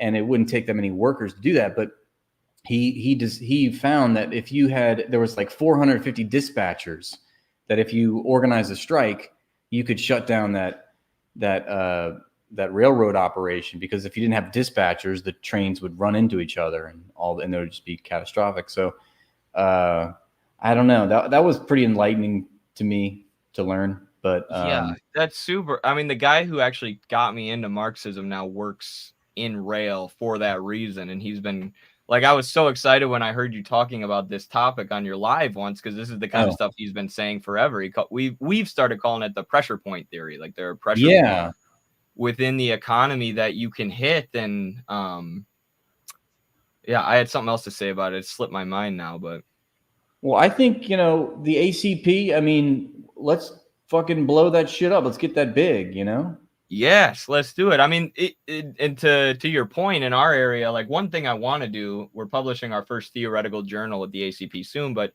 eventually I want to do a full analysis of American industry, because, that's what I was going to say. Industry is still at the base of our economy, but in my area, I know what all the industrial hubs are, and we have a member of ACP who just got union steward, at the biggest manufacturing plant in the community. So if we can combine that kind of workplace organizing with also community organizing and refining people's political consciousness, because union organizing is just union organizing. It's bread and butter issues, that workplace organizing for better wages, better pay. But if we can tie that, to political organizing as well, that's when we're really going to take off. And it's just going to get, we just got to get people active in a real organization that's focused on this. And that's what That's why we founded the ACP, so we can funnel people and get them to work in their communities and workplaces. And yeah, like industry is still like our economy is hyper financialized, but this is how it works. The banks give the manufacturers money so they can start their factories and pay their workers. Then the workers create the commodities, who the capitalists sell, and then they get surplus value because the worker, they're ripping off the workers, they're exploiting value. Then they take that surplus value and they pay it back to the bank for the money that they were loaned. So even the banks, the basis of them is still industry. It's still the working class. It's still the industrial working class. And you can, like, the whole banking system shuts down. The whole, tons of industries are connected. You shut down one industry, you shut down a bunch. It's just a matter of getting these people organized to the point where they have the ability to do that, and getting the working class elevated enough in their political consciousness to where they see themselves as a class and understand that it's in their material interest to do so. Because right now, anything is better than what we have. We live in a corporate duopoly controlled by, political and economic elites. And they, the height of disparity has never been greater. I feel like, how much worse does it need to get, for people to really wake up? I mean, people are still, I remember chastising liberals for coming at me on TikTok, and I would stitch them about, because I would be anti-Biden for this or that reason. Maybe it was the railroad strike at that point, but they were still coming to their defense. I mean, still you have vote blue no matter who liberals defending a fucking genocide and even lying on their behalf, saying, oh, we're not sending, offensive weapons. We're only sending defensive weapons, as if that's a thing. It's wild how much they are and you can't even call out the Democratic Party because you must be pro-Trump at that point. You're just enabling Trump. You must be MAGA. I mean, I've been called all kinds of names. I mean, at this point, it's just ridiculous. I feel like you can't even state what's happening without people saying it must be a political angle you're playing here. But I mean, yeah, it is, but it's because we recognize correctly that, the entire political system is completely bought and sold for. Well, that's the thing about liberals, is they pretend like they don't have an ideology. They're pro-capitalism, they're pro-two-party system, and then they say, well, I'm just looking at it objectively. And no, you're not. You think I'm biased, but I just understand my ideology, and I understand exactly where it differs from the liberal ideology. We've just had the courage to admit that everybody has a worldview, everybody has an ideology, and then we interrogate, what our preconceived notions are. And a lot of these people never do that, and it's all they have. It's like Marx says in the German ideology, like they have, like, if you understand history, and materialism, then everything makes sense. It makes perfect sense that we need to move out of capitalism to socialism. And the ruling class relies upon lying to the entire population, keeping the population tricked into thinking that a system that's not working for them actually is. So that's the one advantage. They own the media, they own everything, but we have the truth on our side. And the only thing they can do when there are truth tellers like yourself is, oh, you're MAGA, Trump supporter, fascist, tanky, blah, blah, blah. Yeah, or like you're not, solution oriented, and you're only talking about the problems. But I feel like that's misguided, because we need to talk about the problems. And how do you identify solutions if you don't know what the problems are? And going back to like dialectic thinking, your thoughts become actions. We need more people walking around understanding the class war. And I just don't see that most people don't get it yet. There's not been that sea change. Isn't it true that, innumerable, often unnoticeably quantitative changes happen, which force a qualitative change, that's obviously transcendental, but without that, seemingly unnoticeable amount of quantitative changes, you'll never get that qualitative change. And I feel like that's sort of where we're at this point. We're still trying to get everybody on board with what's going on, and then we can organize around that. But I don't know, ideas become action I don't know. What do you think? Does that ring true? Yeah, our favorite quote from Marx, actually, I think I might have it on the front page of our website. I can pull it up, but and this quote was kind of the inspiration for starting Midwestern Marx, is like you said, ideas are ideas, but they turn into actions and they can become material reality, through our actions. That's how we translate ideas to practice. And Marx's quote is, theory becomes a material force as soon as it is gripped by the masses. So it's an idea, theory is an idea, but once it's gripped by the masses, once they start to see themselves as a class rather than as a temporarily embarrassed millionaire, which is the consciousness of most American workers right now, once they understand that, then they can fight. But until you, like you said, if you haven't identified the problems, how do you fight against it? And that's why we have so many people becoming like Nick Fuentes fans, or people who think that Trump is going to like drain the swamp. And it's like, guys, he's part of the swamp. The only person who's going to save you is you, the working class. If you're afraid of socialism, you're afraid of yourself. That's who said it? Kwame Ture said that, or Fred Hampton, I think. Yeah. I think. Yep. So true. I love that. So simple. Quantity is a quality of its own. That's a mind bender. Very good. So excited to see these guys. Oh, nice. Thank you, Riley. Yeah, thank you. I understand you get a lot of criticism, as I do, but I think that we need to focus on the actual criminals who wield institutional leverage over society. Those people are not us. It's not Eddie and it's not me. There's a separate class of people. And if you guys want to get hung up on, this purity fetish about, all what the material opposition is doing and how it could be, I mean, sure, but like, if you're just going to be pejorative and negative about it, then, it's sort of fed behavior. I feel like, it's like, we're not the fucking problem. Okay. I don't own the railroads. Okay. I don't know what to tell you. I can't buy legislation. Okay. I wish that I could, but we're not the problem. And we're trying to organize and figure out a best way to attack the problem. So, I just feel like that needs to be said, because people get lost in the weeds. It's like, go make so many people want to make TikToks about, me or you, or it's like, where's your TikTok about Steven Schwartzman? Where's your TikTok about Larry Fink?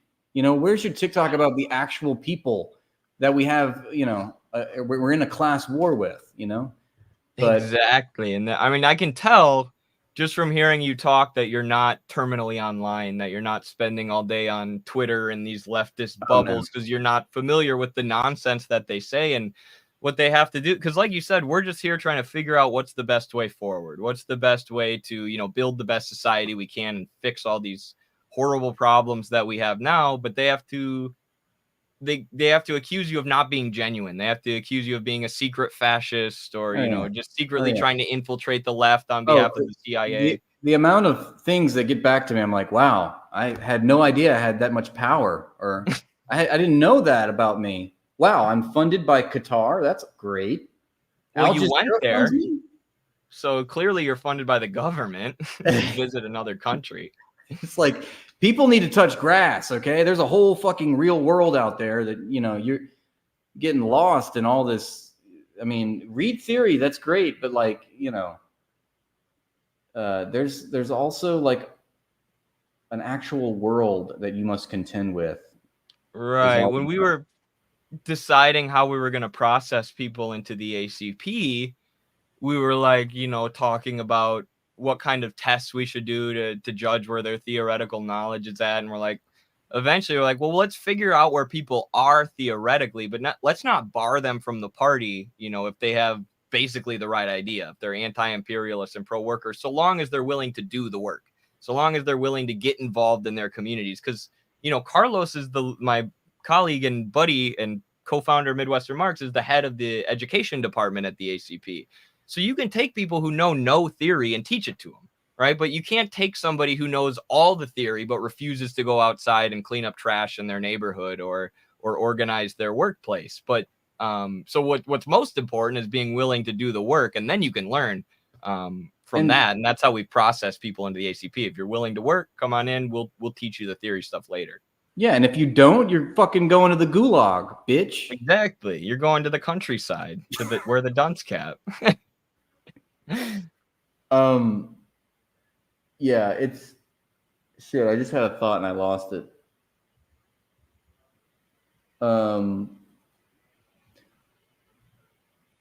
But what we got? I have a question. I ran a TikTok class recently. Obviously we've been doing classes with Midwestern Marx, and I was like, I want to teach a class. I'll teach one on how to do TikToks. So we did that, and it's worked pretty well. Not everybody in the class took to it, but there have been like 6 or 7 people who took that class who are now growing audiences on TikTok. And it's nice because we have this network of people who can kind of boost each other and whatnot, like you and I do. But what are some of the tips and tricks specifically for making social media content or videos or TikTok content specifically, whatever, that you've learned since you started doing it? Like, what would you say if people wanted to start an account doing this kind of educational content or agitational content? What would be your core pieces of advice? It's a good question. Being visible, obviously, putting your face out there is, I think, pretty big. Write out what you want to say. You know, it's like, I sort of think of it like, if what do you want people to really know? If it's like your last day on earth and you just had to tell these people, like, look, this is what's really important, what would you say? You know? And I try to think of it like that. Like, assume that they don't know anything, or they're starting at a very baseline understanding, like, and you want to go over, like, because I remember when I first heard this refreshing knowledge that made me just sort of, I just had a moment of clarity. I want to share that with people. I want to, what other people have done for me and have taught me, I want to do that now. I want to put that on other people and have them react to it. But I think other than that, it's like, obviously sticking to your principles and,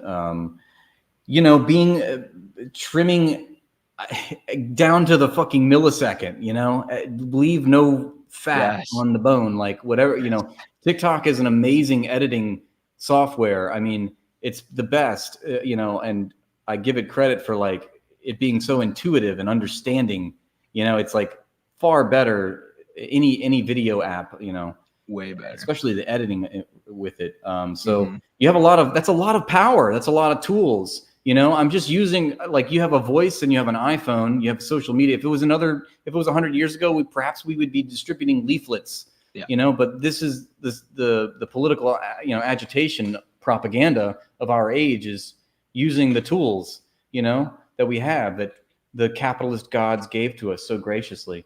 But it creates its own grave diggers. That's right. The capitalism sells us the noose. Mm-hmm. So we thank you for that. And that's another point, is that we're not going back to feudalism, even though it might look like techno-feudalism, as like Yanis Varoufakis might say. But we're not feudal serfs. We actually we're literate. We understand how the capitalist mode of production works. We understand how to work the means of production. We're knowledgeable. And so we have the knowledge to, if it can be built, it can be destroyed. If it can be built, it can fail. Yeah, that's such an interesting point, because socialism would have been impossible under feudalism. Like, there are certain things about liberal society that are like, the Civil War in the U.S. It made the Confederate South a liberal capitalist society. That's better than chattel slavery run by an oligarchy of plantation owners and bankers. Like right. You said, people then get taught to read. There's public education, and it creates the conditions for the possibility of socialism. That's capitalism's historical role.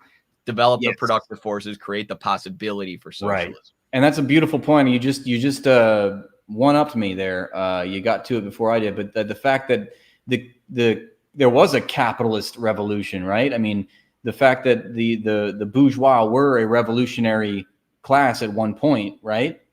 In terms of Yes. going against the monarchy and like the French Revolution, you could say, like at one point it was, but it quickly became a reactionary, force, a reactionary class, the bourgeoisie, and now the proletariat come in as now they're tasked with being the revolutionary class, and that's like you say, it's a historical process. And I think once you look at it like that, it's like, that's what Marx did for us. He brought it down to a science, And one of the most illuminating things I feel like for Americans is reading a book like Black Reconstruction by Du Bois, which is a Marxist analysis of the Civil War, because Marx is obviously in Europe. So he's talking about the transition from feudalism to capitalism, and he gives analysis of America, but he never gives, a full book analyzing the Civil War. And, it's not just that European history is a history of class struggle. All history is a history of class struggle. And we never learned the Civil War this way, right? We all know about the Civil War. We all know it was the Union versus the Confederacy. But what happened was there was competition between the slave owners in the Confederate South and the industrialists in the capitalist North. And the productive forces were not advancing very quickly under slavery the same way they were under capitalism. So that was one of the advantages that the industrialists had, that this bourgeoisie had, which again is a more progressive class historically compared to the slave owners. So because of the advancement of the means of production, the capitalist class becomes more and more powerful. The rivalry between the slave owning class grows and the war breaks out. But the turning point in the war is when Lincoln announces the end of slavery, because there's another class contradiction at play in the South, not just the contradiction between the capitalists in the North and the slave owners, but the contradiction between the slave owners and the slaves. So the Union and Lincoln announced that they're going to end slavery, and all of a sudden all these slaves flee, go join the Union Army, and it has the double effect of depriving the South of labor, like a general strike, and injecting the North with troops who happen to be the hardest fighting troops, who journals from the Civil War all praise for their bravery and their fighting ability, because the slaves were fighting for their freedom. So they were the most effective troops. So it was, the Civil War itself was absolutely in every single way a product of class struggle. And for Americans to understand our own history like that, when we've been inundated with this bourgeois nonsense, great man of history fallacy that Lincoln just decided to end slavery one day, like, it really illuminates it. It's like, oh, it is possible to understand why things happen. Right. That was beautiful. Thank you. I love that. I learned something just then.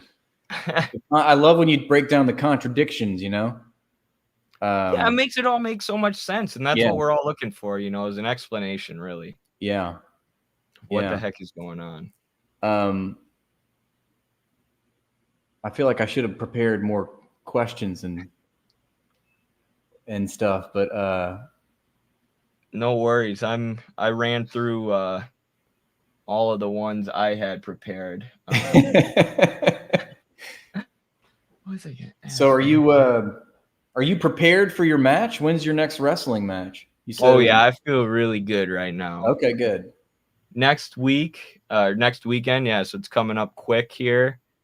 All right. Yeah, I've been that, like, I'm cutting weight, which isn't fun. But like when I was in college, I had to make weight like, a couple times a week, or in high school, versus now that I'm older, you only got to make weight like once every 3 months. So I almost enjoy it a little bit, like depriving myself. And, in America, there's so much abundance. Like, I mean, obviously we're all living paycheck to paycheck and drowning in debt, but we do have an abundance of, food and commodities compared to third world countries. And I almost like to put myself in that state a little bit, because it gives me some sympathy with countries who the U.S. is starving, especially when I dehydrate myself. That's the worst. But also it kind of puts you in a mode like, getting ready to fight. You feel hungry.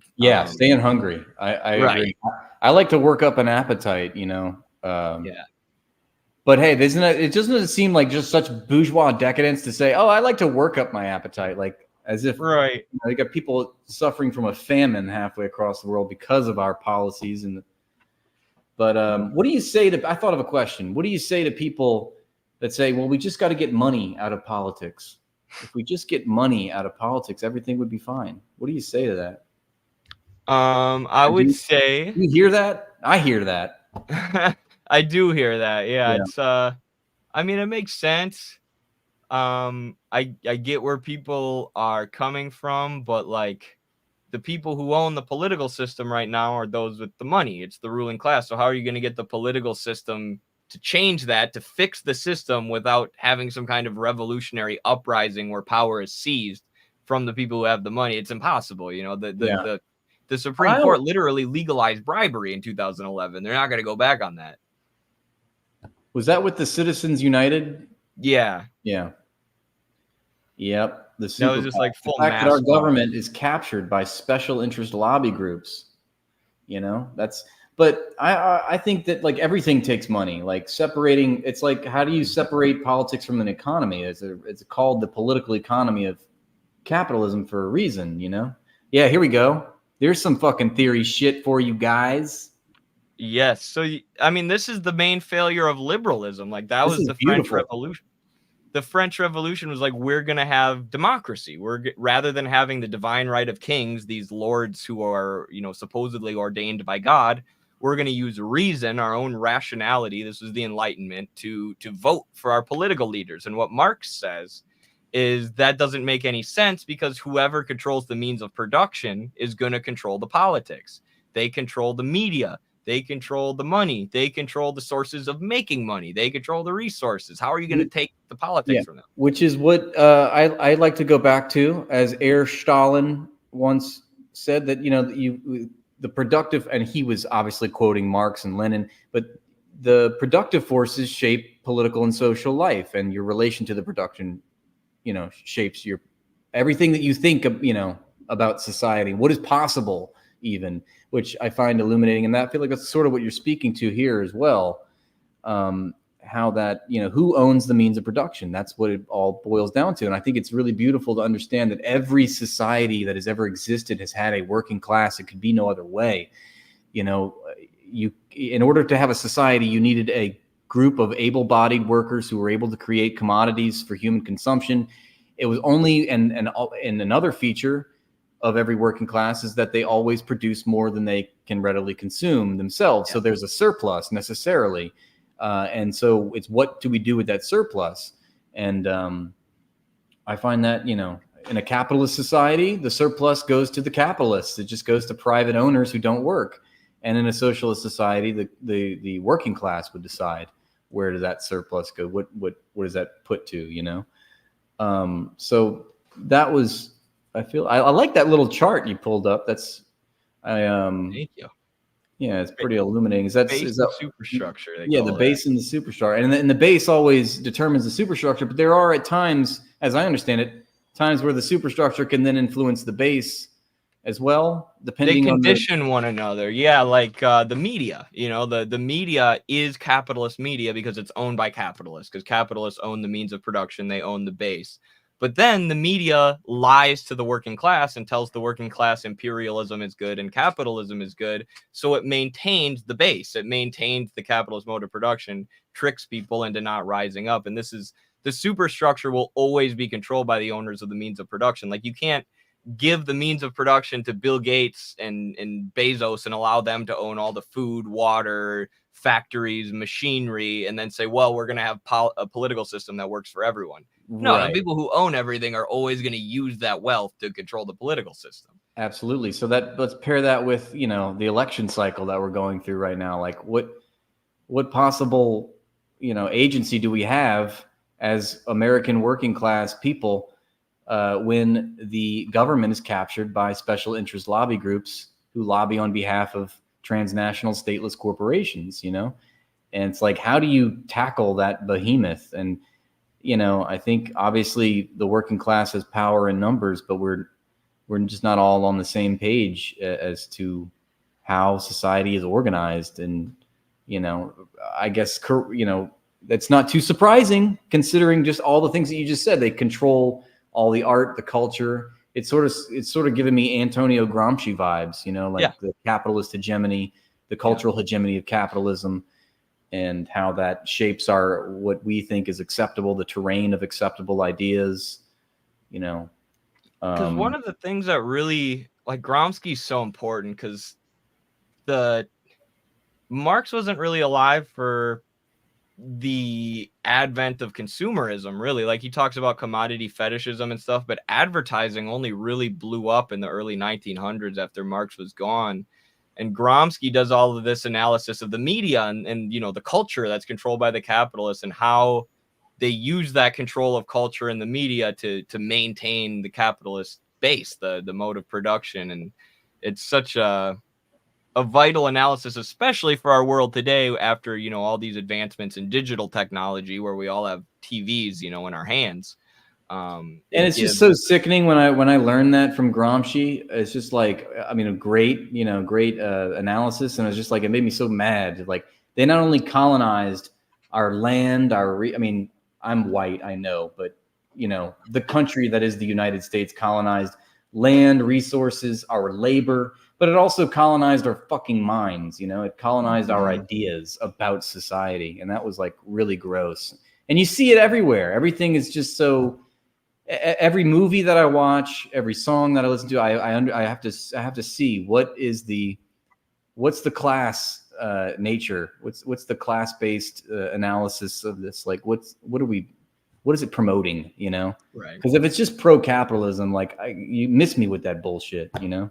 And Hollywood's so bad. Like, they'll call you a conspiracy theorist. Like, dude, the DOD, if you use U.S. military gear in your movie, the DOD gets to write your script, or they get to oversee your script, and they get to tell you, you know, yes or no. I didn't know that, but that's not surprising at all. Right. And every studio has a political censorship board where they, the Hollywood industrial complex. Right. And Parenti has a book about this called Make Believe Media. It's so good. I mean, it's a little outdated. It's from the 90s, so he's using old movies and stuff, but he shows how captured Hollywood was even in the 90s, and it's crazy. And he goes through the amount of pro-working class movies that have come out, like Salt of the Earth, which is a movie about a union strike. I can't remember which event exactly, but like, it had to be self-funded or independently funded. They had to raise money, and some of this stuff is easier now through social media, but it's like Hollywood really doesn't let any class conscious art through, and it's designed to be like, you know, a filter, basically, to sift out any class consciousness. And even if you have a movie like Parasite that's super based and anti-capitalist, there's always a shot at the DPRK, right? You're allowed to say capitalism sucks, but then you got to turn around and say socialism sucks too. You can't say capitalism sucks, therefore we need socialism. That's what's totally off limits. And I saw that movie before I became a Marxist, but I knew that it was anti-capitalist. I don't remember the anti-socialist bent, but it was just one little, I mean, they were mocking a DPRK news reporter. Oh, right. Like, I learned after that's a thing that all South Korean movies have to do. They have to take a shot at the North if they're going to criticize capitalism. Right. And I love when we shame the victims of imperialism for the state of their country, you know? Like, can you imagine if North Koreans bombed the United States and killed 20% of our population? Like, you know, and then instituted a sanctions, harsh sanctions on our economy, and then basically turned us into a pariah state. I don't know if we would like that. Probably not. I mean, what is that? One person in every family of 5? So almost everybody in Korea today has an ancestor that was murdered by the United States, and they're still being choked by the United States to this day. And then we think they're the crazy ones for not liking us. Yeah. No, because they do the goose stepping, and they have the parades and the weird haircuts. And so they're cooked. They're weird. Yep. Hermit Kingdom. Hermit Kingdom. I haven't heard that. Whoops. So I know we're probably going over. We've almost done 2 hours. I mean, we can totally, you know, I don't want to overstay my welcome. But no, you're good. We're happy to have you on. People were excited. Did you have any more topics? Who are you voting for? I guess we can talk about that. Who am I voting for? I'm not voting. And I don't, you know, people that want to advocate for who should I vote for? Are you voting? Who's? I mean, I actually did a video on this. Voting, suppose you're presuming that we actually vote in America. I think in a federal election for president, I don't know that we're voting. I don't think we actually have choice. I think we ratify, and we ratify decisions already made by the business class, and that's my answer for that. But people always say, like, people leave me comments, Jill Stein for president. I mean, would it be great to have Jill Stein or Cornel West, who's actually, they even mention the word neoliberalism in their rhetoric. They're actually against Israel. Yeah, that would be great, but it's never going to happen. In the current climate. So it's just like, I feel like when people focus too much on who you're voting for, you're missing the larger picture. It's not about, voting is like a 10th order of importance type of an action. It's not even, if that, if that, right? Yeah. I don't think it has too much of a bearing on our political democracy. I don't think we have a democracy, obviously. I mean, when 70% of the public is completely disenfranchised from Senate votes for, those studies that have been done that demonstrate that, wealth and power dictate government policy. So I don't know. I mean, I wish I had a better answer. I wish I could say, yeah, just do this one thing and then everything is fine. And that's what I'm doing. So you do the same. I don't have a good answer. I think I think, we're going to have to keep organizing in the background, waiting for the next capitalist crisis. And it's just like a war. It's like a battle. When you see your enemy, there's a weak point in your enemy's action, or, you take, opportunity. About that in wrestling, I'm sure, is a metaphor in that there, art of war.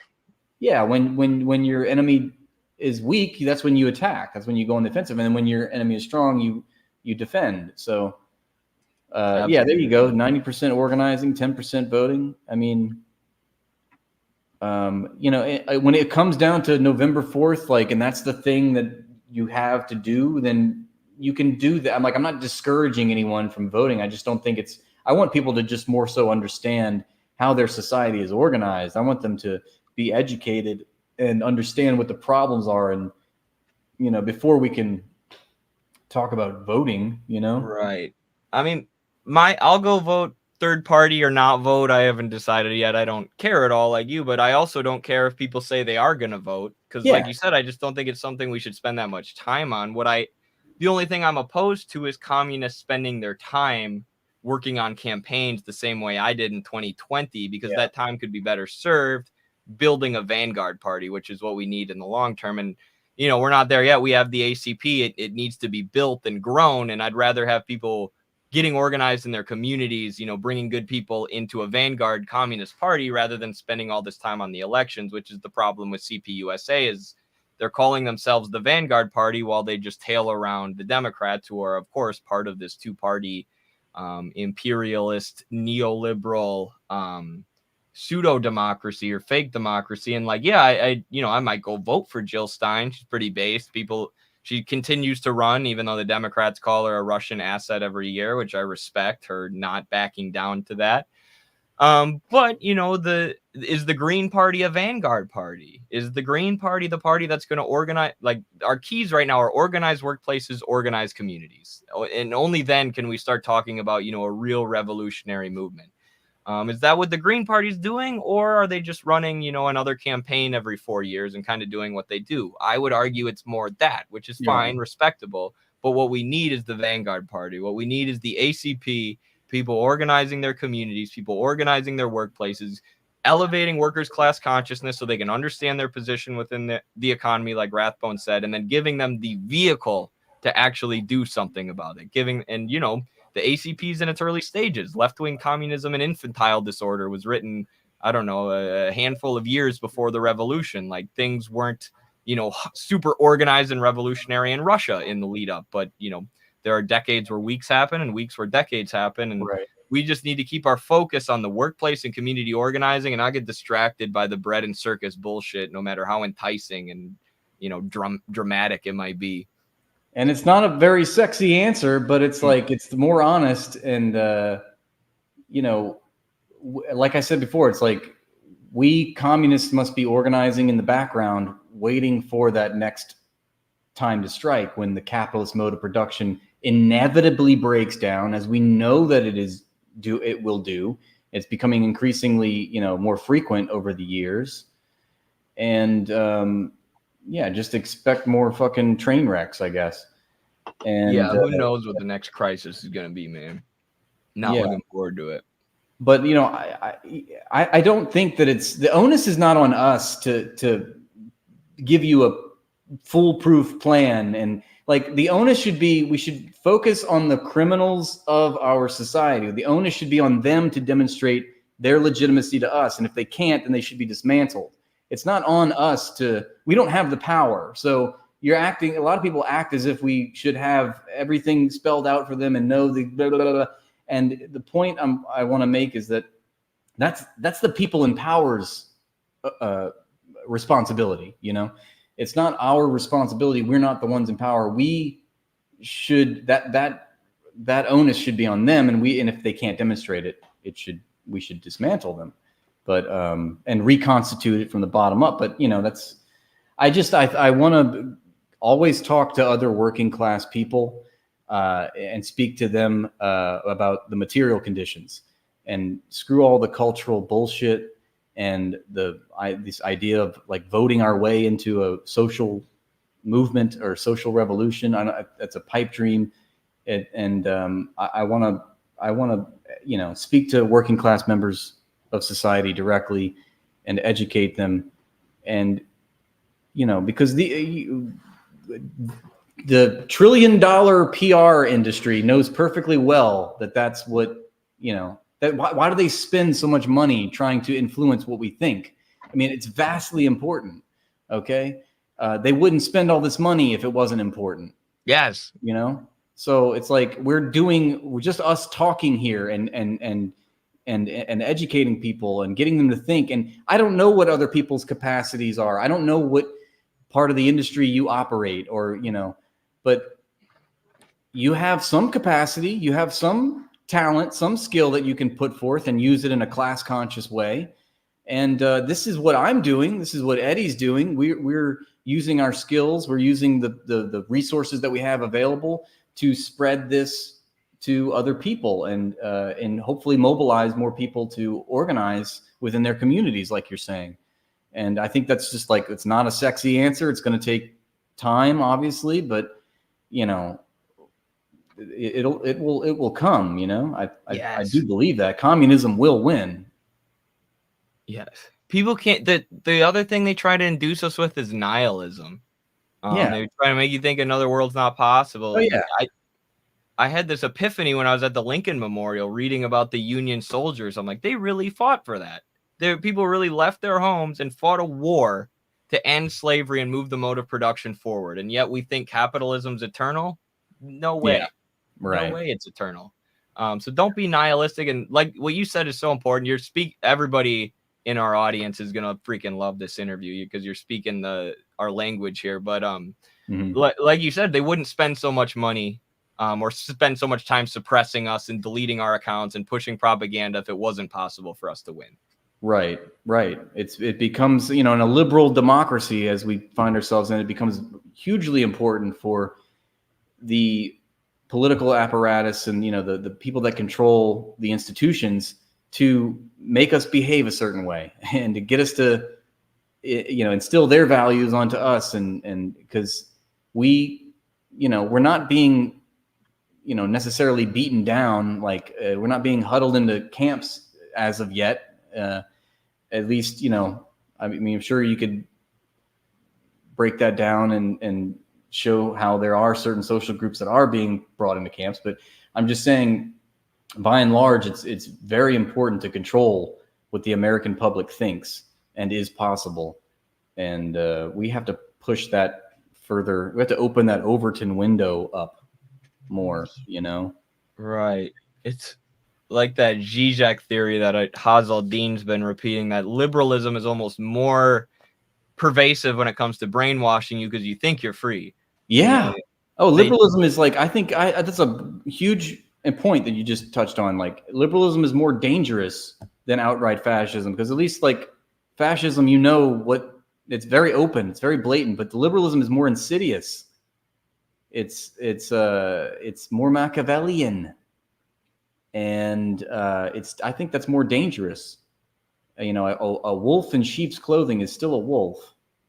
Right. It's certainly a different beast to take on too, and like, yeah, organizing people against the monarchs was a different story than organizing people against the capitalists, because the capitalists like try to trick you into thinking we're one class, that there is no working class, and it's not the reality. But and things like social media, like, yeah, they own the social media platforms, they control the algorithm, that's their advantage. But again, our advantage is, one, the truth is on our side, and two, the development of the means of communication and the means of production open cracks where we can get in, you know, with the truth, like TikTok, like what you and I are doing. Yeah, we're both shadow banned, we're both suppressed, we both had accounts banned, but when there have been opportunities for us to reach people, we've taken advantage of it. And I think what you said earlier is so important. Like, not everybody's going to be a public facing figure. Not everybody has a talent for speaking and being articulate, or has this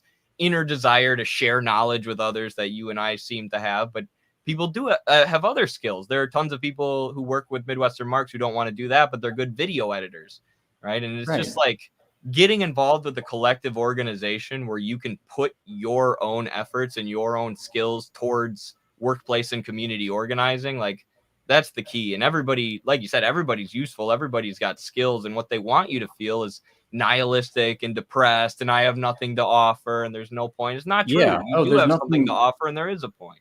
Yeah, they want you to be apathetic and obedient and think that there's nothing possible, because then it's absolutely what. But what does history prove? It proves that exactly wrong, because every political economy, every empire is born, evolves, and dies. So it's not like nothing about this is permanent, and nothing about. I love when they come, these clowns, these double down clowns, want to talk about capitalism as being human nature.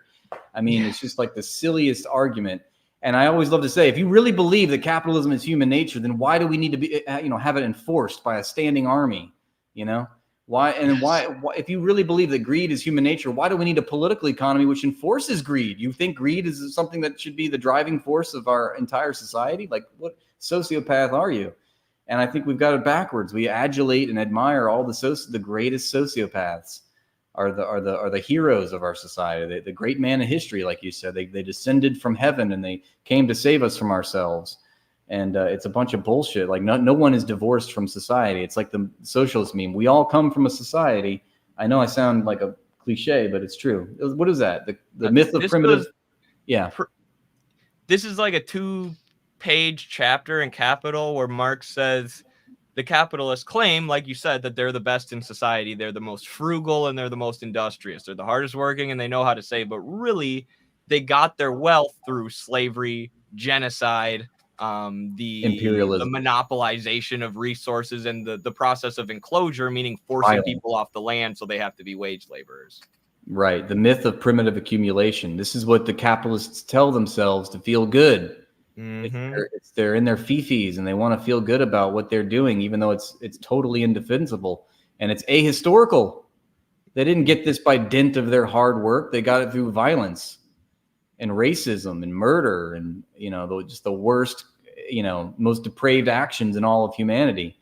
And this is another way. I mean, you have U.S. senators spouting this nonsense as if it's, a foregone conclusion. Oh, the poor, that they just they have little because of their own sins. The rich attained their wealth through hard work and virtue. They didn't go to the strip bar on the weekend. They didn't spend all their money on booze and women, and they're not depraved. So it's all a bunch of bullshit. And it is. And when capitalism's, sorry, I didn't mean to interrupt. No, go ahead. This goes back to what we were saying earlier about the base creating the superstructure. As capitalism and the Industrial Revolution are really, coming to full fruition, or coming to a much higher stage of development in the 1800s, you have these Horatio Alger novels come out, which is a capitalist cultural production that they're fiction books that push the myth of primitive accumulation that Rathbone was just explaining. They push this idea that capitalists got there through their industriousness and through their frugality, and you too can be a rich capitalist if you save enough money and pull yourself up by your bootstraps. And these are the kind of intellectual productions that the capitalist class, this new bourgeois class, was pushing out as they were becoming the dominant economic class, the class that owned the means of production and controlled the politics. So again, we see how the economic base produces these cultural works that then trick us into supporting the economic base. And if you aren't those things, that's your fault. Yes. If you were not successful, what did you do wrong? And that's it's all bullshit. It is. It's sad to see Americans fall for it to be temporary embarrassed millionaires. But. Right. I love debunking all of these capitalist talking points. I mean, and another thing I wanted to ask you about while we're on the talk is just like libertarians in general, how everybody agrees that like, yeah, the government's fucked up. Like, why are they supporting all these awful policies? But nobody makes the ideological leap that it's capitalism. It's who owns it's the economy, stupid. It's the economy, silly. Like it all starts with the economy. Who, like we were talking about earlier, who owns the institutions? Who controls the senators? Who gets the bills passed? Who lobbies? And how do people not? They still want to defend capitalism. That's what I don't understand. You love capitalism, there's all these like little ideological traps they put themselves in. That capitalism is good, but government intervention is bad. But meanwhile, government intervention is what dictates capitalistic profit accumulation. And they want to say that government is incompetent, but government is incompetent when it comes to socialist, trying to when it comes to socialism. But government is perfectly competent in regulating capitalism, because that's as much as they want to admit. Like, well, capitalism, yes, there's all these monopoly. They want to say corporatism. There's all these little copes that they want to say. Corporatism, cronyism. There's all these words that disaster capitalism. There's all these little adjectives they want to place on the capitalism to not make the necessary conclusions. So you're saying that, okay, government is incompetent to, do things like agrarian reform, and yet, but it's competent when it comes to, regulating capitalists. It's competent when it comes to regulating capitalism, but it's just, I don't know how you have to believe two different things to be true, which are, mutually exclusive, I guess. Right. But it reminds me of my debate with Trash Bin, Prax Ben, that was like 3-4 years ago, and I didn't have the same level of theoretical knowledge I have now. I probably read volume 1. Well, it's a good thing that you don't need it when you're talking to Trash Bin. Exactly, because you don't need any of that. No, I didn't need it, because what I did was I read Libertarian Theory, which I quickly learned that Trash Bin had not read himself. And then the question I kept having was, okay, everything's about the government. Who controls the government? The corporations, the private sector. So how is private sector good, government bad, when the government's a tool of the private sector? And then our whole debate was just running around in circles. They'd be like, libertarians. Good. Oh, sorry, go ahead. They would just say capitalism good, government bad, and I'd be like, well, who controls the government? And it was just, yeah. They say government, government shouldn't have an army. They want Walmart to have the army. Yes. They want Amazon to have its own army. Then they'll really have the free market. The fact that the free market isn't free enough right now. There needs to be less regulation after 40 years of neoliberalism, after all these austere policies of deregulation, et cetera, et cetera. No, the government needs to do even less. And we just need more Blackwaters. If we have more Blackwater mercenary groups, that'll fix everything. Because private military contractors. That's right. That's the problem. Is we have the actual U.S. Army right now. If you made them private and called them something different, everything would be better. Yeah. They also think monopolies wouldn't. They say that every monopoly that's ever formed has been because the government got involved in the market. Like, are you guys insane? Yeah. Capitalism always dialectically creates its opposite, monopoly, or free competition creates its opposite, monopoly. The market starts as free competition until someone can control it. And Right. now, after years of capitalism's development, every friggin' market's controlled. There's no free competition, but then they just say, well, that's the government. Yeah, that's If right. we get rid of the government, that'll all Government go away. is the scapegoat for everything. Is the scapegoat for everything. Yeah, I couldn't agree more. It's like it's a silly argument to make, and I like when people make it, honestly, because I like demolishing them. Absolutely. Same. But libertarians believe there's a crisis in the lack of selfishness in the USA. Yeah, the virtue of selfishness. Yeah, this is. That book. And another thing is that a lot of times, like from what I understand, Nixon was not like pretty adept with the economy. Like he didn't really have his understanding of the economy and like market principles or whatever was not very good. But like this is an interesting concept that a lot of times politicians will adopt whatever the current fad is, whatever just is in vogue, And at that time, it was like Milton Friedman, And even though his ideas were like completely ahistorical and not like they're like self-serving, you can get politicians to adopt them, and even if they're not, what's the word? Even if they're not like actually rooted in like reality, I guess you could say. It's a dogma. Dogma. That's the word. That's religion. The word. Even if they're dogmas, right?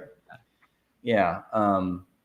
So, and a lot of times that steers the course of history. It's like we adopt all these fake ideas, and then they like become really consequential about our society, and people actually suffer because of them. But it's like, it's wild, man. It's fucking wild.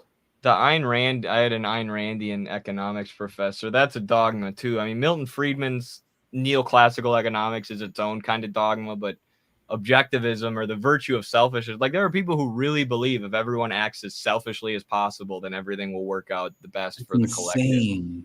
It's fucking wild. Yeah, and you know what else is insane about that is because like no society has ever organized that way. Like societies are organized communistically.